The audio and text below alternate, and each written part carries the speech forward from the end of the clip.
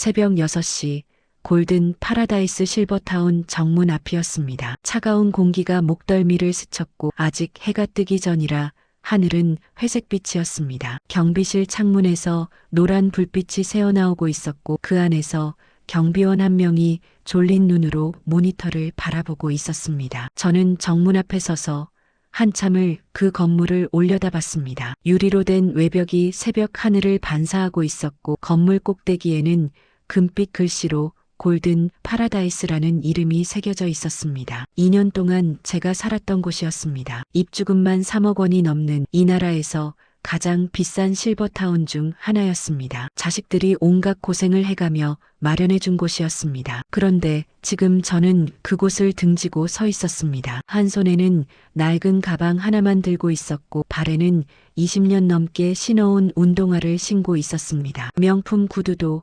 캐시미어 코트도 진주 목걸이도 모두 방 안에 두고 왔습니다. 그것들은 제 것이 아니었으니까요. 자식들이 사준 것들이었고 골든 파라다이스에 어울리는 우아한 할머니를 만들기 위한 도구들이었습니다. 저는 그저 정자였습니다. 75세의 평범한 주부였던 새 아이를 키우며 평생을 살아온 여자였습니다. 경비원이 밖으로 나왔습니다. 제복을 입은 젊은 남자였는데 아직 25 정도밖에 안 되어 보였습니다. 그는 저를 보자 눈을 크게 뜨고는 급히 다가왔습니다. 할머니, 이 시간에 어디 가세요? 목소리에 긴장이 묻어났습니다. 새벽에 가방을 든 입주자가 정문 앞에 서 있다는 것이 평범한 일은 아니었을 테니까요. 저는 그를 바라보며 천천히 대답했습니다. 산책 좀 하려고요. 산책이요? 지금 새벽 6시인데요. 경비원은 제 얼굴을 살폈습니다. 혹시 치매 증상이 있는 건 아닌지, 길을 잃은 건 아닌지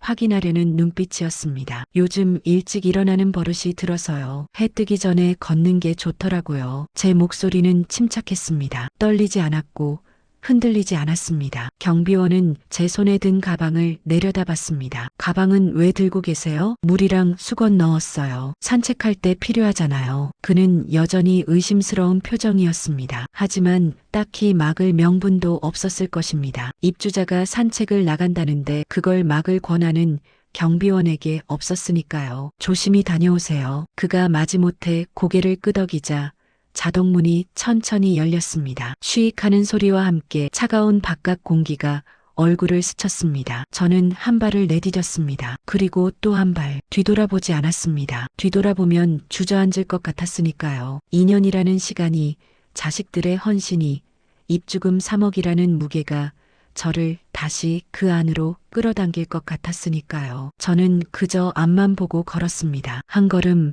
또 한 걸음. 정문에서 10m쯤 떨어졌을 때 등 뒤에서 자동문이 닫히는 소리가 들렸습니다. 쉬익, 그리고 찰칵. 완전히 닫혔습니다. 골든 파라다이스와 저 사이의 문이 닫힌 것입니다. 가슴이 두근거렸습니다. 심장이 빠르게 뛰었고 손바닥에 땀이 맺혔습니다. 이제 돌아갈 수 없어. 그 생각이 머릿속을 스쳤습니다. 하지만 동시에 이상한 해방감이 밀려왔습니다. 마치 오랫동안 조여오던 무언가가 풀어진 것 같은 느낌이었습니다. 저는 정자입니다. 올해 75세가 되었고 3남매를 키운 평범한 주부였습니다. 남편은 10년 전에 세상을 떠났고 저는 혼자 살다가 2년 전 자식들의 권유로 이곳 골든 파라다이스 실버타운에 입주했습니다. 큰딸 미영이와 작은아들 준호가 돈을 모아서 마련해 준 곳이었습니다. 입주금만 3억 원, 매달 관리비가 200만 원이 넘는 곳이었습니다. 자식들은 저를 위해 차까지 팔았고 적금을 깼고 매달 100만 원씩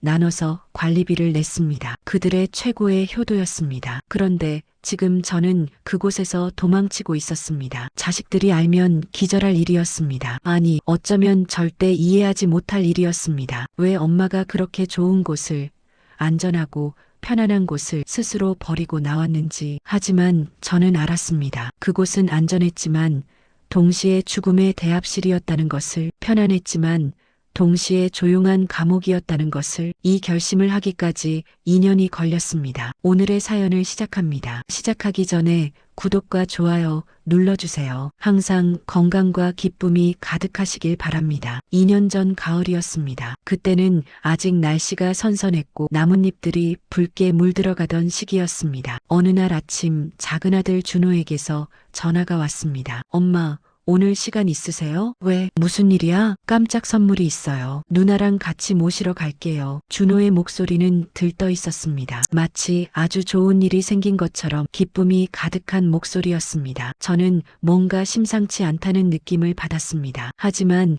아이들이 좋아하는데 무슨 걱정을 하겠습니까? 알았어. 그럼 엄마 준비하고 있을게. 1시간 후 준호와 미영이 함께 왔습니다. 준호는 35, 미영이는 38이었습니다. 둘 다 결혼을 했고 각자 아이들도 있었습니다. 바쁜 직장 생활을 하면서도 늘 저를 챙겨주는 고마운 아이들이었습니다. 엄마, 가실 준비 되셨어요? 미영이가 환하게 웃으며 물었습니다. 딸의 얼굴에는 뭔가 기대감 같은 것이 가득했습니다. 응, 근데 어디 가는 건데? 가시면 알아요. 깜짝 선물이니까 비밀이에요. 준호가 장난스럽게 말했습니다. 차에 올라탔습니다. 준호가 운전을 했고 미영이는 뒷자리에 저와 함께 앉았습니다. 차가 출발했습니다. 창밖으로 익숙한 동네 풍경이 스쳐 지나갔습니다. 제가 30년 넘게 살았던 동네였습니다. 남편과 함께 작은 아파트를 장만했고 그곳에서 아이들을 키웠고 남편을 떠나보냈던 곳이었습니다. 차는 점점 서울 외곽으로 향했습니다. 고층 건물들이 하나둘 나타나기 시작했고 주변 풍경도 낯설어졌습니다. 여기가 어디니? 제가 물었습니다. 곧 도착해요, 엄마. 미영이의 목소리에는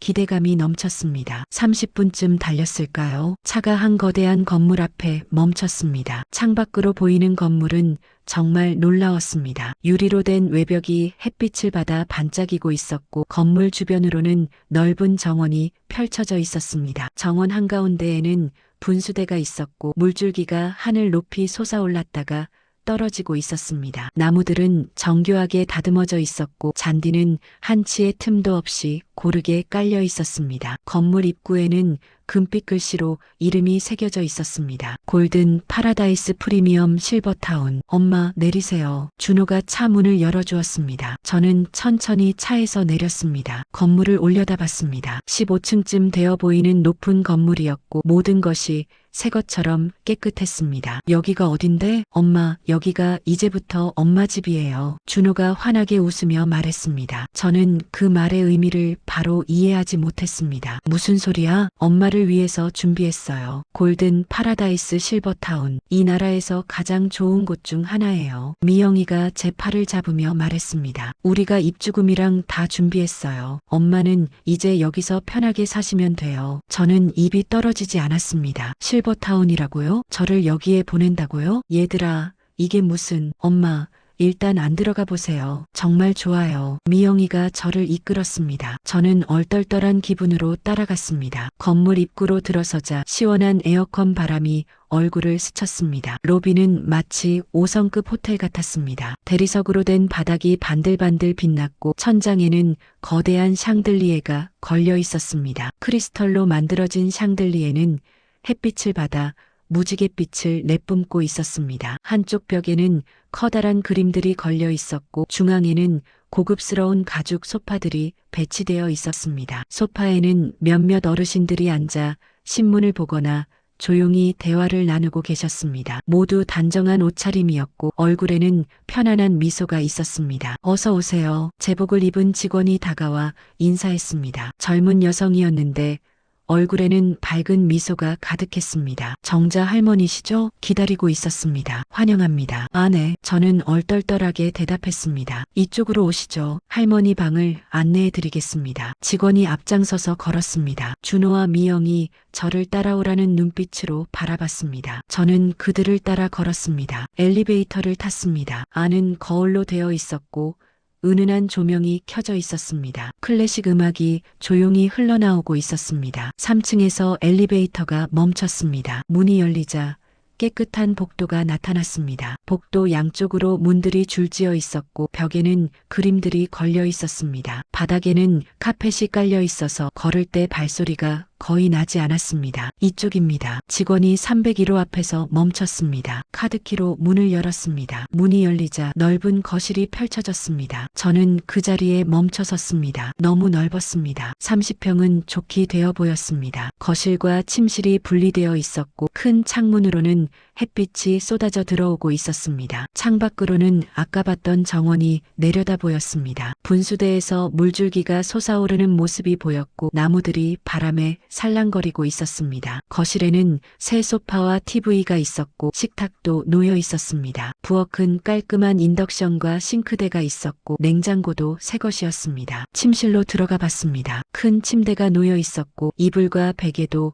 모두 새 것이었습니다. 옷장도 크고 넓었습니다. 화장실을 봤습니다. 바닥에는 미끄럼 방지 타일이 깔려 있었고 손잡이가 곳곳에 설치되어 있었습니다. 샤워기도 앉아서 할 수 있게 의자가 준비되어 있었습니다. 모든 것이 완벽했습니다. 너무 완벽해서 오히려 이상했습니다. 어때요, 엄마? 미영이가 기대에 찬 눈으로 물었습니다. 저는 천천히 방 안을 다시 둘러봤습니다. 정말 좋은 곳이었습니다. 깨끗하고 넓고 안전했습니다. 하지만 동시에 뭔가 낯설었습니다. 이곳이 정말 제 집이 될 수 있을까요? 좋구나, 정말 좋아. 제가 말했습니다. 하지만 목소리에는 힘이 없었습니다. 엄마, 여기 시설이 정말 좋아요. 준호가 신나서 설명하기 시작했습니다. 1층에는 5성급 호텔 수준의 레스토랑이 있어요. 매일 세끼 식사가 제공되고요. 2층에는 헬스장이랑 수영장도 있어요. 그리고 건강관리동이 따로 있어서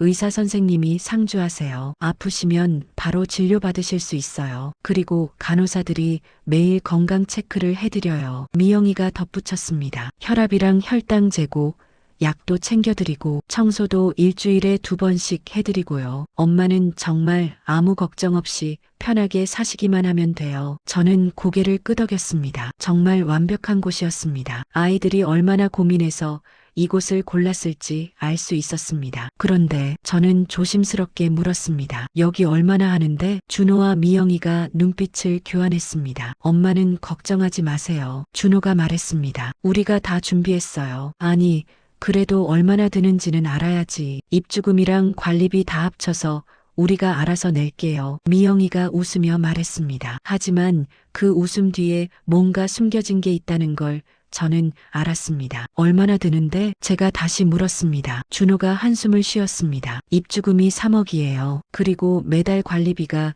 200만 원 정도 나와요. 저는 숨이 멎는 것 같았습니다. 3억이요? 매달 200만 원이요? 얘들아, 그렇게 큰 돈을 어떻게? 엄마, 괜찮아요. 미영이가 제 손을 잡았습니다. 우리가 준비했어요. 준호가 차 팔았고 저는 적금 깼어요. 그리고 매달 관리비는 우리 둘이서 100만 원씩 나눠서 낼 거예요. 차를 팔았다고? 미영이, 너는 적금을. 목이 메었습니다. 아이들이 저를 위해 그렇게까지 했다는 것이 믿기지 않았습니다. 엄마, 우리가 하고 싶어서 하는 거예요. 준호가 말했습니다. 엄마가 혼자 계시는 게 늘 걱정이었어요. 넘어지실까봐, 아프실까봐. 근데 여기는 안전하잖아요. 의사 선생님도 있고 간호사들도 있고 엄마가 편하게 사실 수 있어요. 그게 우리한테는 제일 중요해요. 미영이도 고개를 끄덕였습니다. 맞아요, 엄마. 이게 우리가 할 수 있는 최고의 효도예요. 제발 받아주세요. 저는 두 아이를 번갈아 봤습니다. 그들의 눈에는 진심이 가득했습니다. 저를 위하는 마음이, 저를 사랑하는 마음이 넘쳐났습니다. 가슴이 뜨거워졌습니다. 눈물이 날 것 같았습니다. 고맙다, 얘들아. 정말 고마워. 저는 두 아이를 끌어안았습니다. 엄마가 너희들한테 짐만 되는 것 같아서 미안해. 무슨 말씀을 그렇게 하세요. 미영이가 울먹였습니다. 엄마는 우리한테 짐이 아니에요. 우리가 이렇게라도 할 수 있어서 다행이에요. 한참을 그렇게 안고 있었습니다. 준호와 미영이는 오후까지 함께 있다가 저녁 무렵에 돌아갔습니다. 엄마, 내일 또 올게요. 불편한 거 있으면 언제든지 전화하세요. 알았어. 조심히 가고. 문이 닫혔습니다. 저는 혼자 남았습니다. 넓은 거실에 혼자 서 있으니 갑자기 모든 것이 낯설게 느껴졌습니다. 이곳이 정말 제 집이 맞을까요? 창가로 걸어갔습니다. 창밖을 내다봤습니다. 정원에는 몇몇 어르신들이 산책을 하고 계셨습니다. 간호사들이 옆에서 팔을 부축하고 함께 걸었습니다. 모두 천천히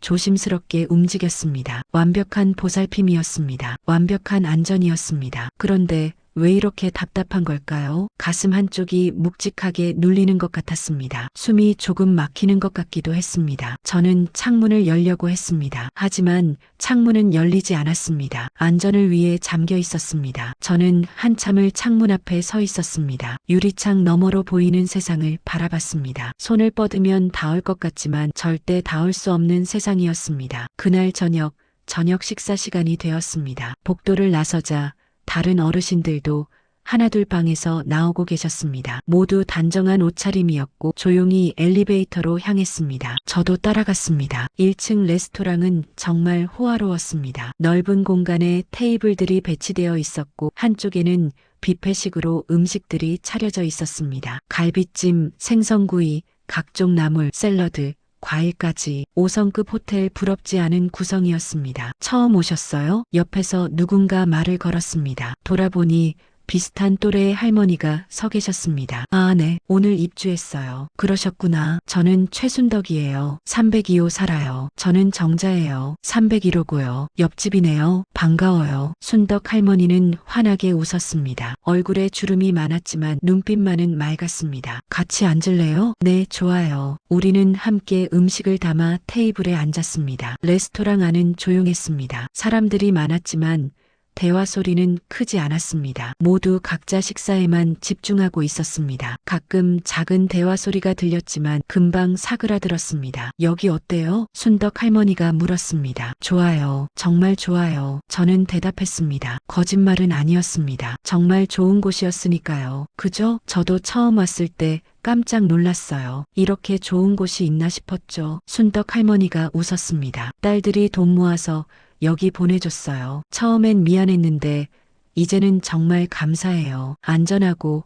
편하고 좋잖아요. 그러게요. 저는 고개를 끄덕였습니다. 하지만 가슴 한쪽은 여전히 무거웠습니다. 식사를 마치고 방으로 돌아왔습니다. 샤워를 하고 침대에 누웠습니다. 침대는 정말 푹신했습니다. 이불도 부드러웠고 베개도 적당한 높이였습니다. 모든 것이 완벽했습니다. 하지만 잠이 오지 않았습니다. 천장을 바라보며 생각했습니다. 여기가 이제 내 집이구나. 2년 동안, 아니 어쩌면 남은 평생을 이곳에서 살아야 합니다. 자식들이 마련해준 이 완벽한 공간에서 눈을 감았습니다. 하지만 마음 한구석이 계속 불편했습니다. 뭔가 잘못되고 있다는 느낌이 들었습니다. 무엇이 잘못된 건지는 알 수 없었지만 분명 뭔가 어긋나고 있었습니다. 그때는 몰랐습니다. 이 불편함이 무엇을 의미하는지, 이 답답함이 어디서 오는 것인지. 며칠이 지났습니다. 저는 골든 파라다이스의 일상에 적응하기 시작했습니다. 매일 아침 7시가 되면 복도에 은은한 클래식 음악이 흘러나왔습니다. 기상 시간을 알리는 음악이었습니다. 일어나서 세수를 하고 옷을 갈아입었습니다. 8시가 되면 레스토랑으로 내려가 아침 식사를 했습니다. 메뉴는 매일 달랐지만 항상 영양가 있고 맛있는 음식들이 준비되어 있었습니다. 9시가 되면 1층 체육관에서 건강체조 시간이 있었습니다. 전문 강사가 나와서 어르신들에게 맞는 가벼운 체조를 가르쳐 주었습니다. 천천히 팔을 올렸다 내렸다, 다리를 들었다 내렸다, 음악에 맞춰 30분 동안 반복했습니다. 10시가 되면 방으로 돌아와 자유시간을 가졌습니다. TV를 보거나 책을 읽거나 그냥 창밖을 바라보거나. 하지만 창문은 열리지 않았기 때문에 항상 유리 너머로만 세상을 봐야 했습니다. 10시 30분이 되면 간호사가 방문했습니다. 할머니, 건강 체크 시간이에요. 밝은 미소와 함께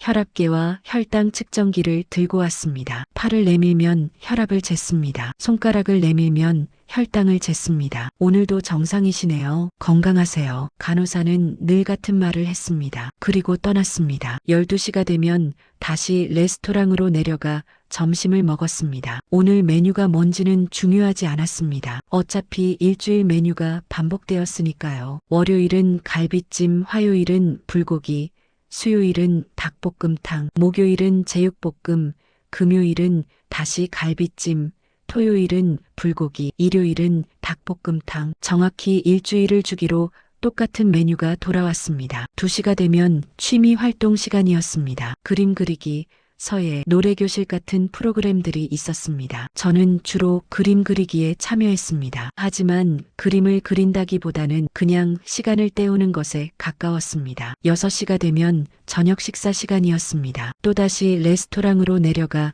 저녁을 먹었습니다. 저녁 메뉴도 정해져 있었습니다. 9시가 되면 복도에 다시 음악이 흘러나왔습니다. 이번에는 잔잔한 자장가 같은 음악이었습니다. 소등 시간을 알리는 음악이었습니다. 방으로 돌아가 불을 끄고 잠자리에 들었습니다. 매일 똑같은 일상이었습니다. 규칙적이고 안전하고 예측 가능했습니다. 놀랄 일도 없었고 걱정할 일도 없었습니다. 모든 것이 통제되어 있었습니다. 하지만 그것이 문제였습니다. 저는 점점 무언가를 잃어가고 있었습니다. 무엇을 잃어가고 있는지는 명확하지 않았지만 분명 뭔가 사라지고 있었습니다. 한 달이 지났을 때였습니다. 아침 식사를 하러 레스토랑에 갔는데 순덕 할머니가 먼저 와 계셨습니다. 정자야, 여기 앉아. 순덕 할머니가 손짓했습니다. 저는 그 옆에 앉았습니다. 오늘 메뉴 봤어? 순덕 할머니가 작은 목소리로 물었습니다. 아직 안 봤는데. 갈비찜이래. 지난주 월요일에도 갈비찜이었는데. 저는 메뉴판을 봤습니다. 과연 갈비찜이었습니다. 매주 똑같네요. 제가 말했습니다. 그러게. 처음엔 몰랐는데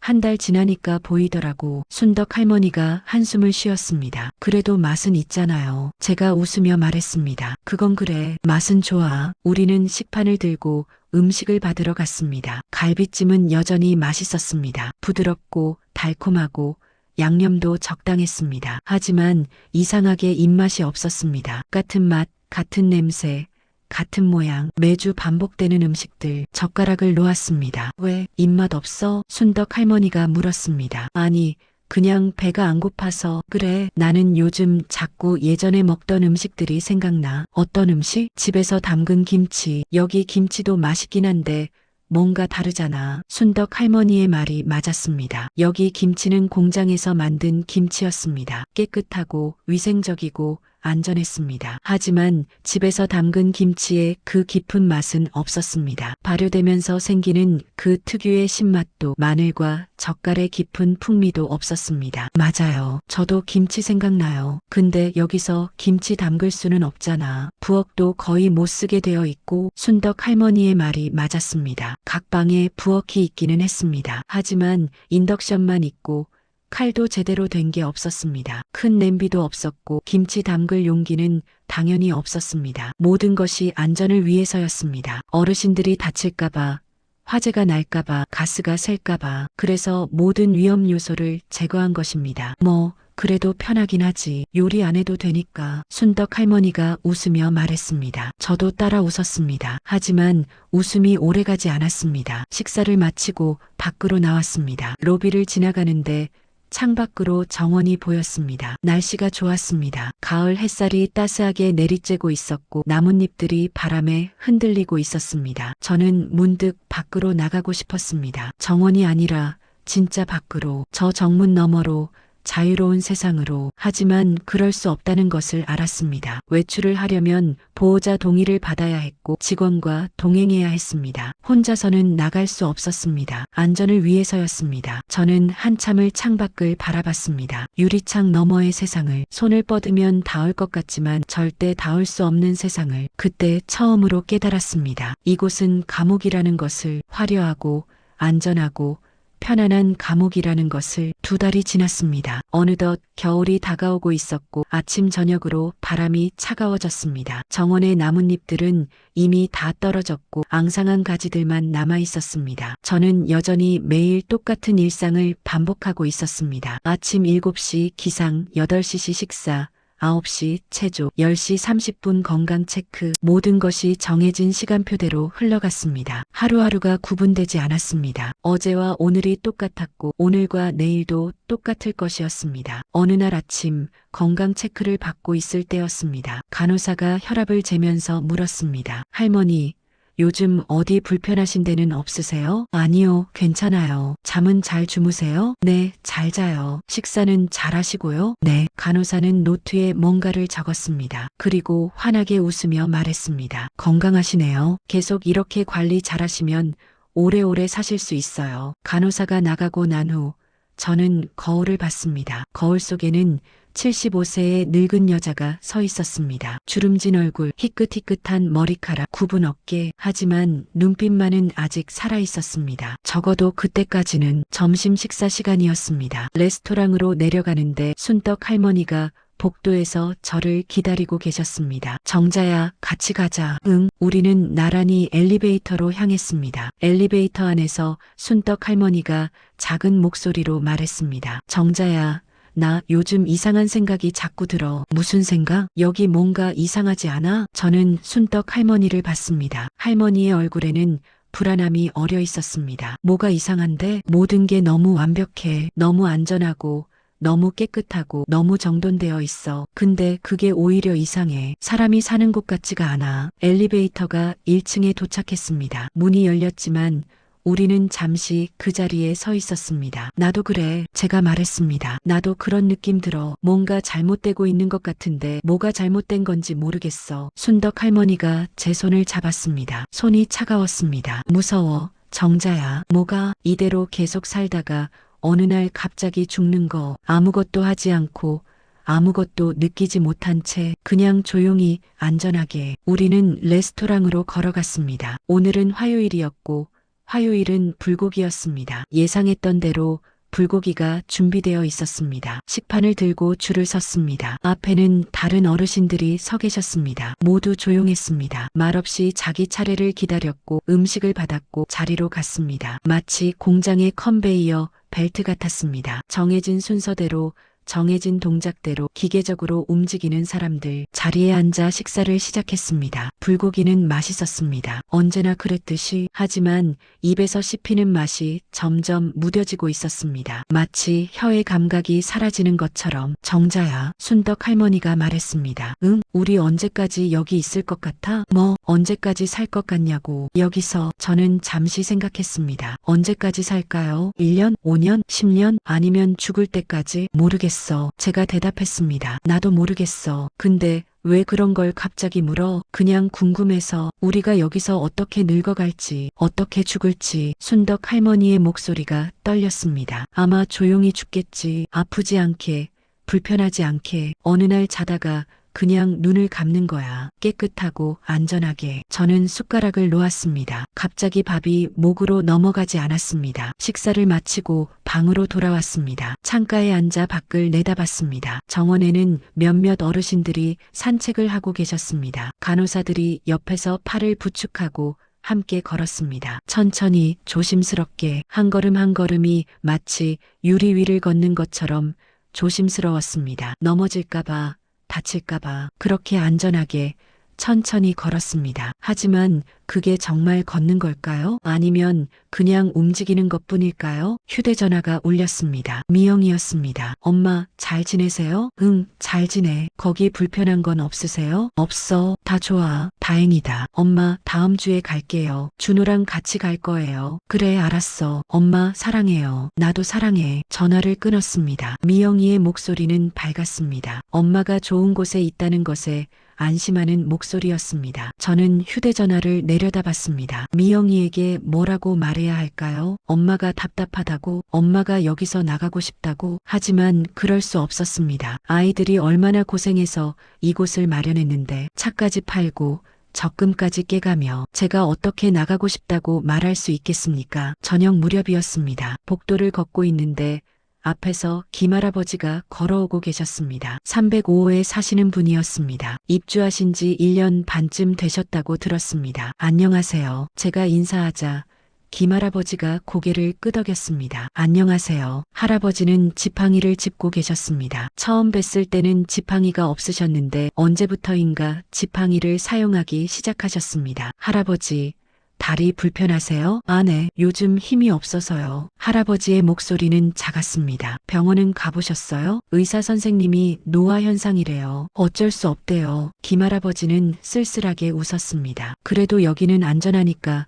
괜찮아요. 넘어져도 간호사들이 바로 달려오니까 할아버지는 천천히 걸어가셨습니다. 저는 그 뒷모습을 지켜봤습니다. 등이 많이 굽어 있었습니다. 6개월 전보다 더 굽어진 것 같았습니다. 방으로 돌아와 거울을 봤습니다. 제 모습을 오래 들여다봤습니다. 제 등도 굽어지고 있을까요? 제 다리도 약해지고 있을까요? 그렇게 천천히 눈에 띄지 않게 쇠약해지고 있을까요? 며칠 후였습니다. 아침 식사를 하러 레스토랑에 갔는데 순덕 할머니가 이미 자리에 앉아 계셨습니다. 하지만 뭔가 이상했습니다. 음식을 거의 먹지 않고 그냥 앉아 계셨습니다. 순덕아, 왜 안 먹어? 제가 물었습니다. 응, 입맛이 없어. 어디 아파? 아니, 그냥 먹고 싶지가 않아. 순덕 할머니의 얼굴이 창백했습니다. 괜찮아? 의사 선생님한테 가볼까? 괜찮아. 그냥 좀 피곤한 것 같아. 하지만 할머니는 괜찮아 보이지 않았습니다. 식사를 마치고 함께 밖으로 나왔습니다. 복도를 걷고 있는데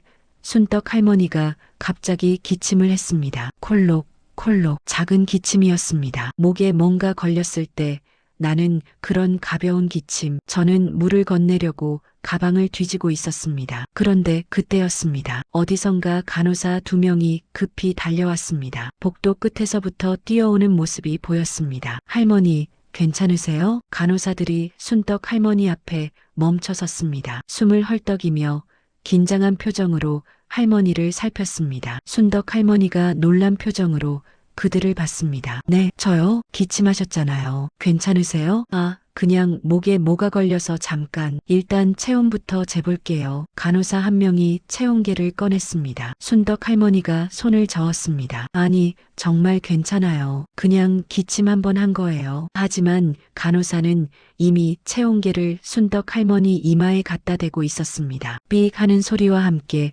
숫자가 표시되었습니다. 36.7도. 정상이네요. 간호사가 말했습니다. 하지만 표정은 여전히 심각했습니다. 그래도 혹시 모르니까 건강관리동에 가시는 게 좋겠어요. 건강관리동이요? 기침 한번 했는데요. 순덕 할머니의 목소리에 당황함이 묻어났습니다. 어르신, 작은 증상도 방치하면 큰 병이 될 수 있어요. 안전을 위해서 꼭 가보셔야 해요. 간호사의 목소리는 부드러웠지만 단호했습니다. 마치 선택권이 없다는 듯이. 정말 괜찮은데요. 저 지금 정자하고 얘기하고 있었는데. 할머니, 일어나시죠. 제가 모셔다 드릴게요. 간호사 2명이 순덕 할머니의 양쪽 팔을 잡았습니다. 부드럽게 하지만 단단하게. 순덕 할머니가 저를 돌아봤습니다. 눈빛에 불안함이 가득했습니다. 마치 도움을 청하는 것 같았습니다. 저는 앞으로 나섰습니다. 저도 같이 가도 될까요? 간호사가 저를 봤습니다. 가족분이세요? 아니요, 친구예요. 그럼 안 되세요. 건강관리동은 환자와 의료진만 출입할 수 있어요. 규정이에요. 하지만 걱정하지 마세요. 잘 돌봐드릴게요. 간호사들이 순덕 할머니를 데리고 걸어갔습니다. 순덕 할머니는 계속 뒤를 돌아봤습니다. 저와 눈이 마주쳤습니다. 할머니의 눈에서 두려움이 보였습니다. 저는 그 자리에 서서 그들이 멀어지는 모습을 지켜봤습니다. 복도 끝으로 사라질 때까지 주변을 둘러봤습니다. 다른 어르신들이 복도를 지나가고 있었습니다. 하지만 아무도 신경 쓰지 않았습니다. 아무 일도 없었다는 듯이 각자 갈 길을 갔습니다. 마치 이런 일이 일상인 것처럼. 저는 천천히 제 방으로 돌아왔습니다. 문을 닫고 침대에 앉았습니다. 가슴이 두근거렸습니다. 뭔가 잘못되었습니다. 분명히 잘못되었습니다. 기침 한 번에 저렇게 과하게 반응하는 게 정상일까요? 아니면 제가 너무 예민한 걸까요? 하지만 순덕 할머니의 눈빛이 계속 떠올랐습니다. 두려움에 가득 찬 눈빛, 도움을 청하는 눈빛. 저는 창밖을 봤습니다. 건강관리동이 보였습니다. 본관 건물 뒤편에 있는 하얀 건물이었습니다. 창문들은 모두 닫혀 있었고 안이 보이지 않았습니다. 순덕 할머니는 지금 저 안에 있을 것입니다. 혼자. 점심시간이 되었습니다. 저는 레스토랑으로 내려갔습니다. 순덕 할머니의 자리는 비어 있었습니다. 혼자 식사를 했습니다. 음식이 목으로 넘어가지 않았습니다. 식사를 마치고 건강관리동으로 갔습니다. 유리문 앞에 섰습니다. 안을 들여다봤습니다. 하얀 복도가 보였고 깨끗한 바닥이 보였습니다. 하지만 사람은 보이지 않았습니다. 문을 두드렸습니다. 잠시 후 간호사 한 명이 나왔습니다. 무슨 일이세요? 302호 최순덕 할머니 면회하러 왔는데요. 간호사가 고개를 저었습니다. 지금은 면회 시간이 아니에요. 그럼 언제 면회할 수 있어요? 할머니가 검사 중이세요. 검사 끝나고 나서 가능할 거예요. 검사요? 무슨 검사요? 기침 증상이 있으셔서 폐 엑스레이랑 혈액 검사하고 계세요. 그냥 기침 한번 했는데요. 간호사가 미소를 지었습니다. 부드럽지만 어딘가 기계적인 미소였습니다. 어르신, 여기는 골든 파라다이스예요. 최고 수준의 의료 서비스를 제공하는 곳이죠. 작은 증상도 놓치지 않는 게 우리의 원칙이에요. 그래도 기침 한 번에 폐 엑스레이까지 안전이 최우선이에요. 혹시 폐렴이나 다른 질환일 수도 있잖아요. 간호사의 목소리는 친절했지만 단호했습니다. 면회는 오후 3시 이후에 가능해요. 그때 다시 오세요. 간호사가 안으로 들어갔습니다. 문이 닫혔습니다. 저는 유리문 앞에 한참을 서 있었습니다. 안을 들여다봤습니다. 하지만 아무것도 보이지 않았습니다. 하얀 복도만 보일 뿐이었습니다. 순덕 할머니는 어디 있을까요? 무슨 일을 겪고 있을까요? 두렵진 않을까요? 방으로 돌아왔습니다. 시계를 봤습니다. 오후 1시였습니다. 3시까지 2시간이나 남았습니다. 저는 침대에 앉아 기다렸습니다. 시간이 너무 천천히 갔습니다. 마치 멈춘 것처럼 오후 3시가 되었습니다. 저는 다시 건강관리동으로 갔습니다. 이번에는 다른 간호사가 나왔습니다. 최순덕 할머니 면회 왔어요. 아, 네, 잠시만요. 간호사가 안으로 들어갔다가 나왔습니다. 5분만 면회 가능하세요. 5분이요? 네, 할머니가 쉬셔야 해서요. 간호사가 문을 열어주었습니다. 저는 안으로 들어갔습니다. 복도는 소독약 냄새가 났습니다. 강한 냄새였습니다. 코를 찌르는 냄새. 벽은 새하얗고 바닥도 새하얗고 천장도 새하였습니다. 모든 것이 너무 하였습니다. 눈이 부실 정도로. 간호사가 한 병실 앞에서 멈췄습니다. 여기에요. 문을 열었습니다. 순덕 할머니가 침대에 누워 있었습니다. 환자복을 입고 있었고 팔에는 링거가 꽂혀 있었습니다. 투명한 관을 통해 액체가 천천히 떨어지고 있었습니다. 순덕아, 제가 부르자 순덕 할머니가 천천히 고개를 돌렸습니다. 정자야. 목소리가 작았습니다. 아침보다 훨씬 약해진 목소리였습니다. 저는 침대 옆으로 다가갔습니다. 의자를 끌어당겨 앉았습니다. 괜찮아? 순덕 할머니가 고개를 끄덕였습니다. 하지만 얼굴은 창백했습니다. 아침에 봤을 때보다 훨씬 더 창백했습니다. 검사는 어떻게 나왔어? 이상 없대. 폐도 깨끗하고 혈액 검사도 정상이래. 그럼 왜 여기 누워 있어? 방으로 돌아가지 그래. 순덕 할머니가 쓸쓸하게 웃었습니다. 의사 선생님이 그러시더라. 혹시 모르니까 하루 이틀 관찰이 필요하대. 기침 한 번 했는데 검사도 정상인데 그래도 안전을 위해서래. 저는 아무 말도 할 수 없었습니다. 순덕 할머니가 제 손을 잡았습니다. 손이 차가웠습니다. 얼음처럼 차가웠습니다. 정자야, 무서워. 뭐가? 여기, 이 건물, 이 방 다 무서워. 순덕 할머니의 목소리가 떨렸습니다. 나 아무것도 안 아픈데 왜 여기 누워 있어야 해? 링거도 왜 맞아야 해? 난 건강하다고. 그냥 기침 한 번 했을 뿐이라고. 그렇게 말했어? 말했지. 근데 의사 선생님이 그러시더라. 할머니가 모르시는 거예요. 증상이 없어도 병은 진행될 수 있어요. 그래서 미리 예방하는 거예요. 그렇게 말씀하시더라. 순덕 할머니의 눈에서 눈물이 흘러내렸습니다. 정자야, 나 여기서 나가고 싶어. 건강관리동에서? 아니, 골든 파라다이스에서. 저는 순덕 할머니를 바라봤습니다. 할머니의 눈빛이 간절했습니다. 5분 됐습니다. 간호사가 문을 열고 들어왔습니다. 이제 나가주세요. 할머니가 쉬셔야 해요. 조금만 더 있으면 안 될까요? 안 됩니다. 규정이에요. 저는 순덕 할머니의 손을 꽉 잡았습니다. 내일 또 올게. 응. 순덕 할머니의 목소리는 거의 들리지 않았습니다. 밖으로 나왔습니다. 문이 닫혔습니다. 복도를 걸어 나오는데 다른 병실 문들이 보였습니다. 301호,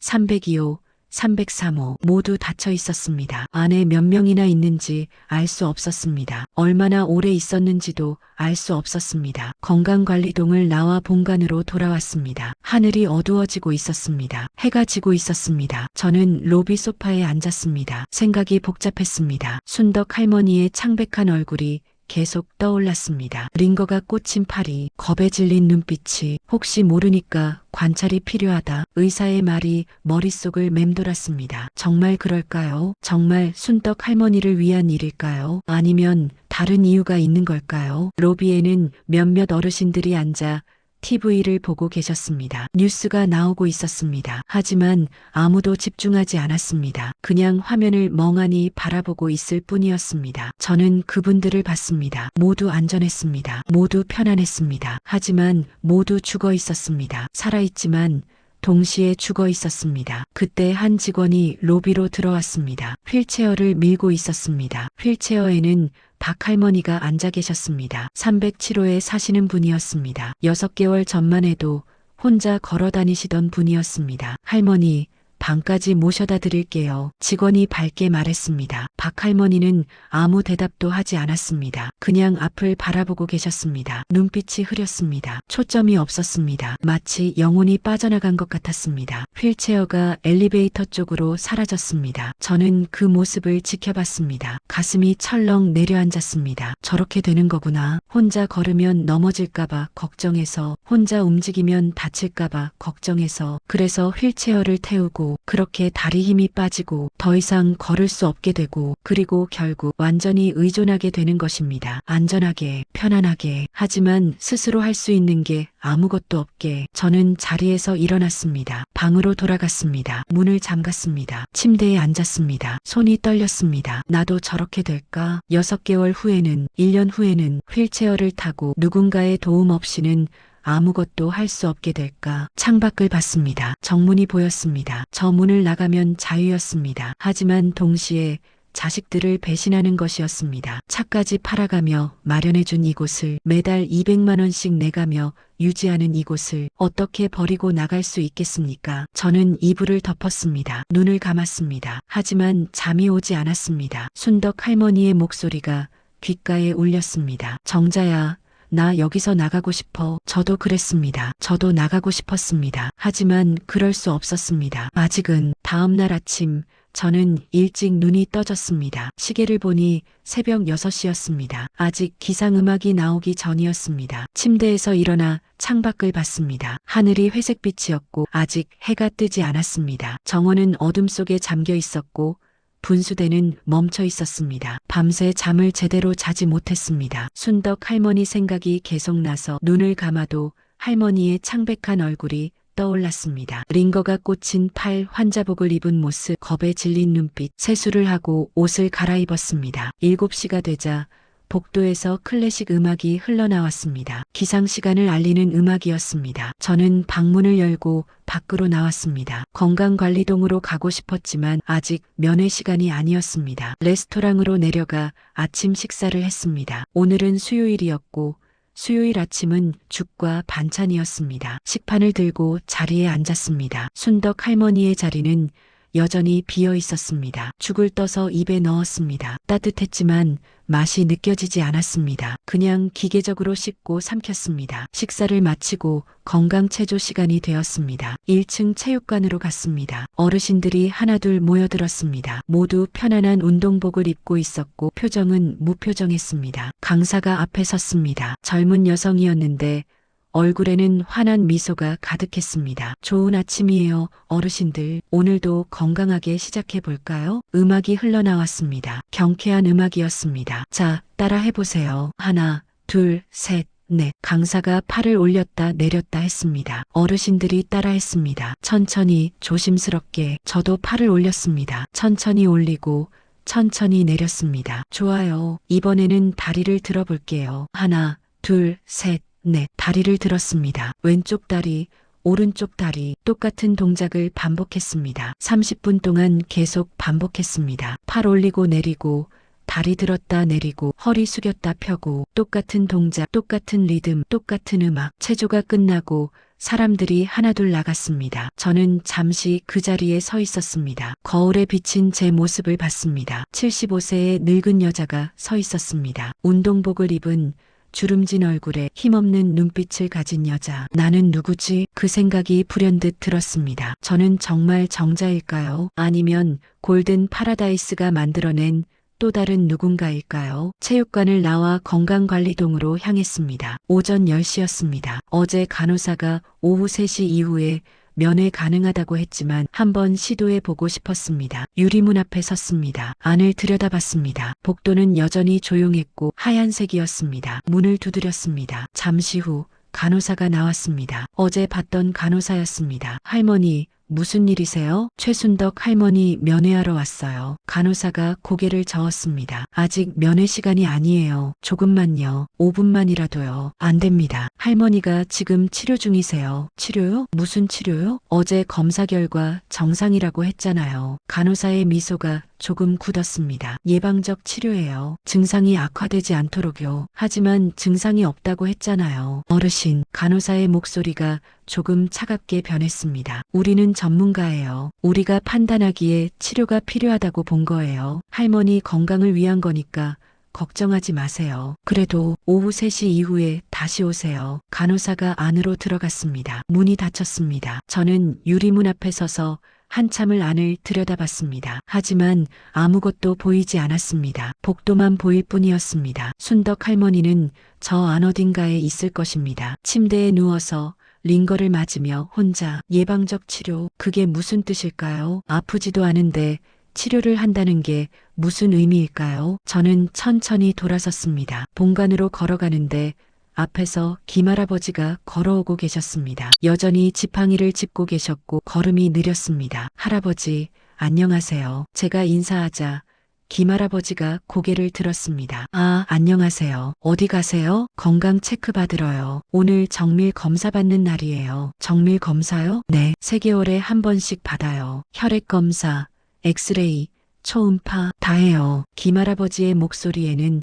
피곤함이 묻어났습니다. 불편하신 데 없으세요? 없어요. 근데 의사 선생님이 정기적으로 검사해야 한대요. 예방이 중요하다고요. 그렇군요. 여기는 안전하니까 좋아요. 뭐든지 미리미리 체크해 주니까. 김할아버지가 쓸쓸하게 웃었습니다. 하지만 그 웃음은 진짜 웃음이 아니었습니다. 체념 같은 것이었습니다. 할아버지는 천천히 건강관리동 쪽으로 걸어갔습니다. 저는 그 뒷모습을 지켜봤습니다. 등이 더 굽어진 것 같았습니다. 방으로 돌아왔습니다. 점심시간까지는 아직 시간이 남았습니다. 침대에 앉아 창밖을 봤습니다. 정원에는 몇몇 어르신들이 산책을 하고 계셨습니다. 간호사들이 옆에서 팔을 잡고 함께 걸었습니다. 한 걸음 한 걸음 천천히 넘어지지 않도록, 다치지 않도록 완벽한 보살핌이었습니다. 하지만 동시에 완벽한 통제였습니다. 휴대전화가 울렸습니다. 준호였습니다. 엄마, 잘 지내세요? 응, 잘 지내. 거기 다 괜찮으시죠? 응, 괜찮아. 엄마,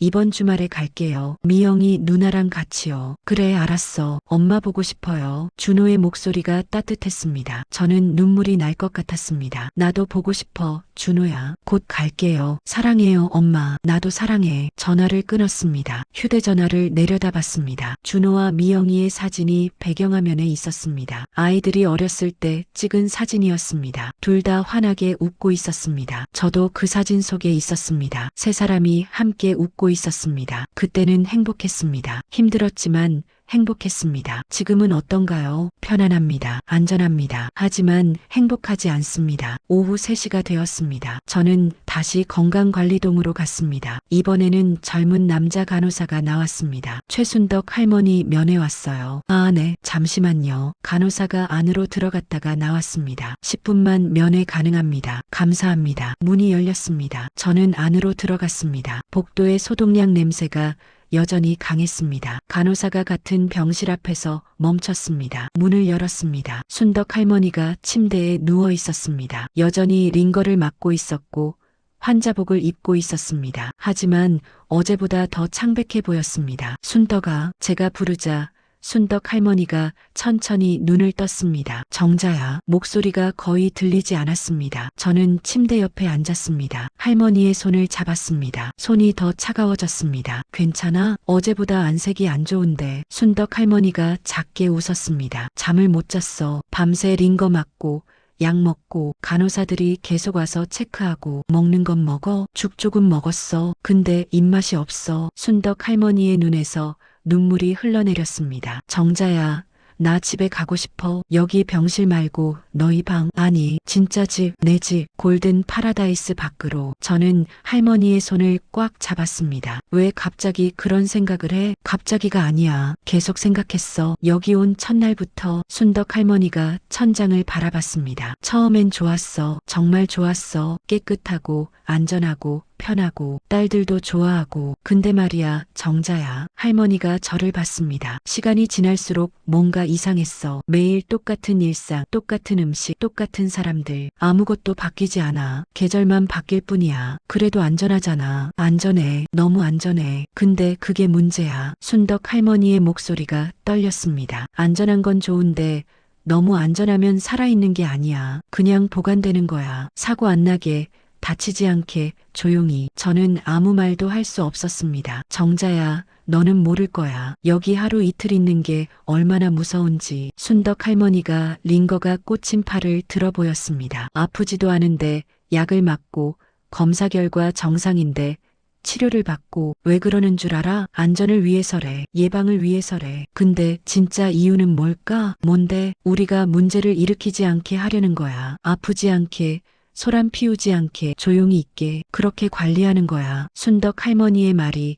가슴을 찔렀습니다. 여기는 KTX야. 정자야. KTX? 응. 죽음을 향해 달려가는 KTX. 빠르고 안전하고 편안하게. 근데 멈출 수가 없어. 내가 내리고 싶다고 해도 계속 달려가. 종착역을 향해서. 저는 숨이 막혔습니다. 종착역이 뭔데? 죽음이지. 우리 모두 그쪽으로 가고 있어. 조용히, 안전하게, 아무 문제 없이. 순덕 할머니가 흐느꼈습니다. 정자야, 여기 사람들 봐. 다들 안전하게, 편안하게 살고 있잖아. 근데 진짜 사는 걸까? 아니면 그냥 죽음을 기다리는 걸까? 순덕아, 박 할머니 봤어? 6개월 전엔 혼자 걸어 다녔어. 근데 지금은 휠체어 타잖아. 왜 그렇게 됐을까? 다리가 아파서? 아니야. 안전을 위해서야. 넘어질까봐 휠체어 태웠어. 그렇게 다리 힘이 빠진 거야. 순덕 할머니의 목소리가 점점 커졌습니다. 김할아버지도 봐. 지팡이 짚고 다니잖아. 1년 전엔 안 그랬어. 근데 지금은 지팡이 없으면 못 걸어. 왜? 계속 조심하라고, 천천히 걸으라고, 넘어지지 말라고 했으니까. 그렇게 약해진 거야. 저는 순덕 할머니를 안아줬습니다. 할머니의 몸이 떨리고 있었습니다. 난 그렇게 되고 싶지 않아. 휠체어 타고 누군가 먹여주는 밥 먹고 링거 맞으면서 죽고 싶지 않아. 그럼 어떻게 하고 싶은데? 나가고 싶어. 여기서. 불편해도 좋아. 위험해도 좋아. 내가 직접 밥하고 내가 직접 걷고 내가 직접 선택하고 싶어. 그게 사는 거잖아. 10분 됐습니다. 간호사가 문을 열고 들어왔습니다. 이제 나가주세요. 저는 순덕 할머니를 놓았습니다. 내일 또 올게. 응, 정자야. 왜? 너도 생각해봐.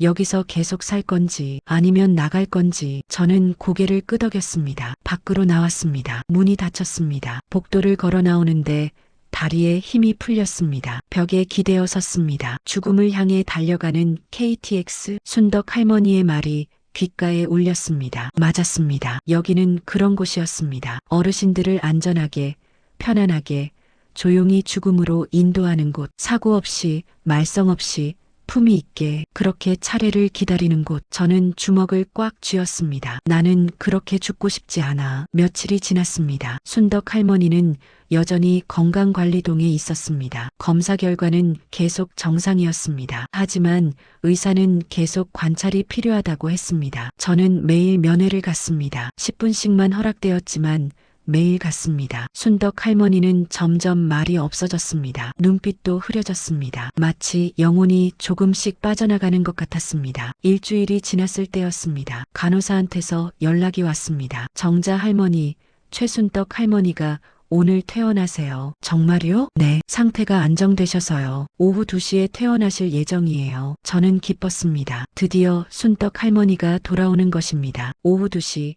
저는 건강관리동 앞에서 기다렸습니다. 문이 열렸습니다. 간호사가 휠체어를 밀고 나왔습니다. 휠체어에는 순덕 할머니가 앉아 있었습니다. 제 가슴이 철렁 내려앉았습니다. 순덕아, 저는 달려갔습니다. 왜 휠체어를 타고 있어? 순덕 할머니가 저를 봤습니다. 눈빛이 텅 비어 있었습니다. 일주일 동안 누워만 있었더니 다리에 힘이 없어졌어. 그럼 걸으면 되잖아. 천천히 연습하면 돼. 의사 선생님이 그러시더라고. 순덕 할머니의 목소리가 기계적이었습니다. 혹시 넘어질까봐 당분간 휠체어 타는 게 안전하대. 간호사가 웃으며 말했습니다. 걱정하지 마세요. 재활 프로그램이 있어요. 천천히 다시 걸을 수 있게 도와드릴게요. 얼마나 걸리는데요? 그건 할머니 상태에 따라 다르죠. 몇 주일 걸릴 수도 있고 몇 달 걸릴 수도 있어요. 간호사가 휠체어를 밀었습니다. 할머니 방까지 모셔다 드릴게요. 순덕 할머니는 아무 말도 하지 않았습니다. 그냥 앞을 바라보고 있었습니다. 표정도 없었습니다. 저는 그들을 따라 걸었습니다. 엘리베이터를 타고 3층으로 올라갔습니다. 302호 문이 열렸습니다. 할머니, 들어가세요. 간호사가 휠체어를 방 안으로 밀었습니다. 필요한 거 있으시면 언제든지 연락하세요. 간호사가 나갔습니다. 문이 닫혔습니다. 저와 순덕 할머니만 남았습니다. 순덕아, 제가 불렀습니다. 순덕 할머니가 천천히 고개를 들었습니다. 괜찮아? 할머니가 고개를 저었습니다. 안 괜찮아. 눈물이 흘러내렸습니다. 일주일 만에 이렇게 됐어. 기침 한 번 했다가 일주일 만에 휠체어 신세가 됐어. 다시 걸을 수 있을 거야. 정말 그럴까? 순덕 할머니가 저를 봤습니다. 아니면 이게 시작일까? 휠체어 타는 게 시작이고 다음엔 침대에만 누워있고 그 다음엔 누가 밥 먹여주고 그렇게 점점 죽어가는 거. 저는 할머니의 손을 잡았습니다. 손이 얼음처럼 차가웠습니다. 그렇게 생각하지 마. 근데 사실이잖아. 여기 사람들 봐. 다들 그렇게 되잖아. 처음엔 혼자 걷다가 지팡이 짚고 그 다음엔 휠체어 타고 마지막엔 침대에만 누워있고. 순덕 할머니가 흐느꼈습니다. 나 무서워. 정자야. 이렇게 죽는 게 무서워. 저는 할머니를 안아줬습니다. 한참을 그렇게 있었습니다. 그날 저녁 저는 방으로 돌아와 침대에 앉았습니다. 창밖을 봤습니다. 해가 지고 있었습니다. 붉은 노을이 하늘을 물들이고 있었습니다. 아름다웠습니다. 하지만 저는 그 노을을 유리창 너머로만 볼 수 있었습니다. 만질 수 없었고 느낄 수 없었습니다. 그저 바라볼 수만 있었습니다. 손을 뻗으면 닿을 것 같지만 절대 닿을 수 없는 세상이었습니다. 저는 결심했습니다. 더 이상 이곳에 있을 수 없다고. 순덕 할머니처럼 되기 전에, 김할아버지처럼 되기 전에, 박 할머니처럼 되기 전에 나가야 한다고. 하지만 어떻게 나갈까요? 자식들은 절대 허락하지 않을 것입니다. 차까지 팔아가며 마련한 이곳을 매달 200만 원씩 내가며 유지하는 이곳을 어떻게 나간다고 말할 수 있겠습니까? 저는 옷장을 열었습니다. 안에는 고급 옷들이 걸려 있었습니다. 캐시미어 코트, 실크 블라우스, 명품 가방, 아이들이 사준 옷들이었습니다. 저는 그 옷들을 천천히 치웠습니다. 옷장 맨 안쪽을 뒤졌습니다. 거기에 작은 가방이 하나 숨겨져 있었습니다. 입주할 때 몰래 챙겨온 가방이었습니다. 가방을 꺼냈습니다. 안을 열어봤습니다. 낡은 옷들이 들어 있었습니다. 면바지, 티셔츠, 낡은 점퍼, 운동화, 그리고 통장 하나. 20년 전부터 조금씩 모아둔 돈이었습니다. 많지는 않았습니다. 하지만 혼자 살기에는 충분했습니다. 저는 통장을 꺼냈습니다. 오래 들여다봤습니다. 이걸로 시작할 수 있을까? 새로운 삶을, 불편하지만 자유로운 삶을. 저는 통장을 다시 가방에 넣었습니다. 그리고 옷장 깊숙이 숨겼습니다. 아직은 때가 아니었습니다. 조금 더 준비해야 했습니다. 하지만 결심은 했습니다. 나가겠다고. 이곳에서 주말이 되었습니다. 준호와 미영이가 함께 왔습니다. 엄마, 미영이가 환하게 웃으며 안으로 들어왔습니다. 준호도 함께 왔습니다. 엄마, 잘 지내셨어요? 응, 잘 지냈어. 여기 불편한 건 없으세요? 없어. 우리는 거실에 앉았습니다. 미영이가 가방에서 과일을 꺼냈습니다. 엄마 좋아하시는 사과 사왔어요. 고맙다. 준호가 주변을 둘러봤습니다. 엄마, 여기 정말 좋네요. 깨끗하고 넓고. 그래, 좋아. 밥은 잘 드세요? 잘 먹어. 친구도 사귀셨어요? 응.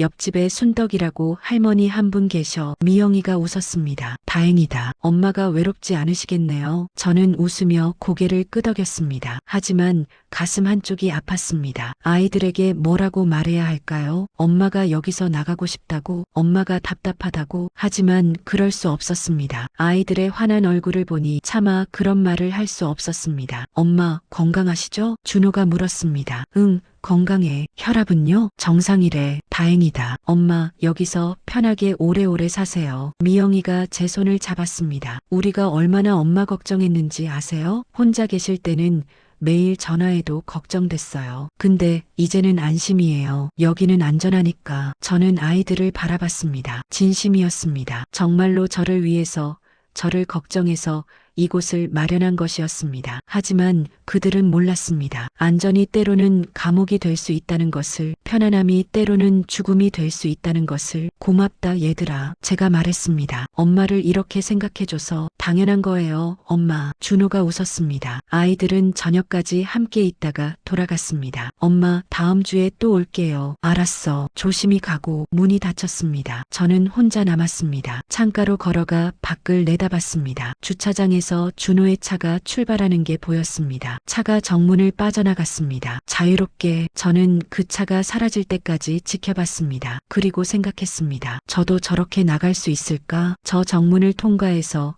자유로운 세상으로. 그날 밤 저는 잠들 수 없었습니다. 침대에 누워 천장을 바라보며 계속해서 같은 생각만 되풀이했습니다. 나갈 것인가? 남을 것인가? 창밖으로는 어둠이 깔려 있었고 정원의 가로등만 희미하게 불을 밝히고 있었습니다. 시계를 봤습니다. 밤 10시였습니다. 아직 늦지 않은 시간이었습니다. 방 안은 고요했고 복도도 조용했습니다. 모든 입주자들이 잠자리에 든 시간이었습니다. 규칙적인 생활, 정해진 취침 시간. 9시가 되면 소등 음악이 흐르고 모두들 불을 끄고 잠자리에 들었습니다. 하지만 저는 잠들 수 없었습니다. 순덕 할머니의 모습이 자꾸 떠올랐습니다. 휠체어에 앉아있던 모습, 텅 빈 눈빛, 기계적인 목소리. 일주일 전만 해도 혼자 걸어다니던 사람이었습니다. 웃고 떠들고 생기 있던 사람이었습니다. 그런데 지금은 어떤가요? 휠체어 없이는 움직일 수 없고 간호사의 도움 없이는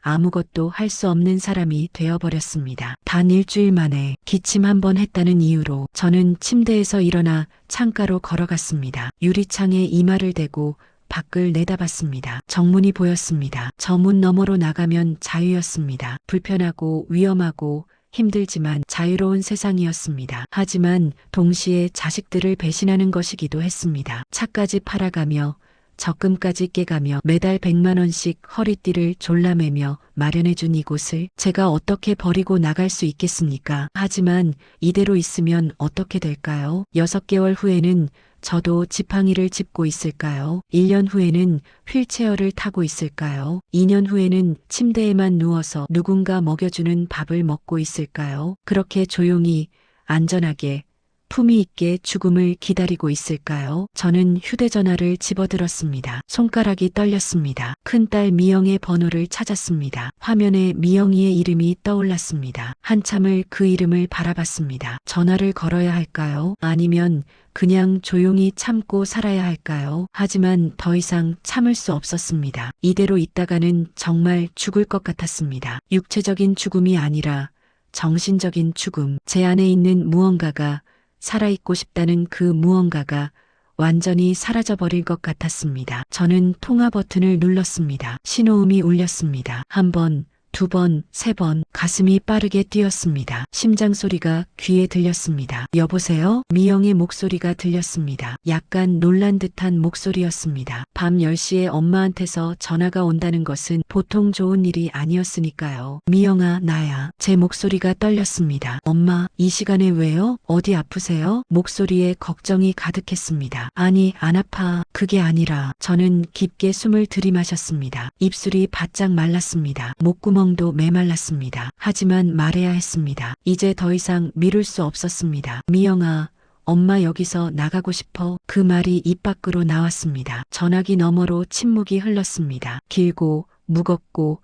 답답한 침묵이었습니다. 숨소리도 들리지 않았습니다. 마치 시간이 멈춘 것 같았습니다. 엄마, 지금 무슨 말씀하시는 거예요? 미영의 목소리가 천천히 조심스럽게 흘러나왔습니다. 하지만 그 목소리는 차갑게 식어 있었습니다. 골든 파라다이스에서 나가고 싶다는 얘기야. 왜요? 거기 뭐가 불편하세요? 불편한 게 아니라 미영아, 엄마 말 좀 들어봐. 여기는 엄마. 미영의 목소리가 제 말을 끊었습니다. 날카롭게, 단호하게. 거기 들어가느라 우리가 얼마나 고생했는지 아세요? 목소리가 떨렸습니다. 분노인지 실망인지 아니면 억울함인지 알 수 없는 감정이 묻어났습니다. 알아, 미안해. 근데 미영아, 엄마는 입주금만 3억이에요. 엄마, 3억? 미영의 목소리가 점점 커졌습니다. 그거 마련하려고 준호랑 내가 얼마나 허리띠 졸라맸는지 아세요? 준호는 차까지 팔았어요. 5년 동안 아껴가며 탄 차를요. 중고차 시장에 가서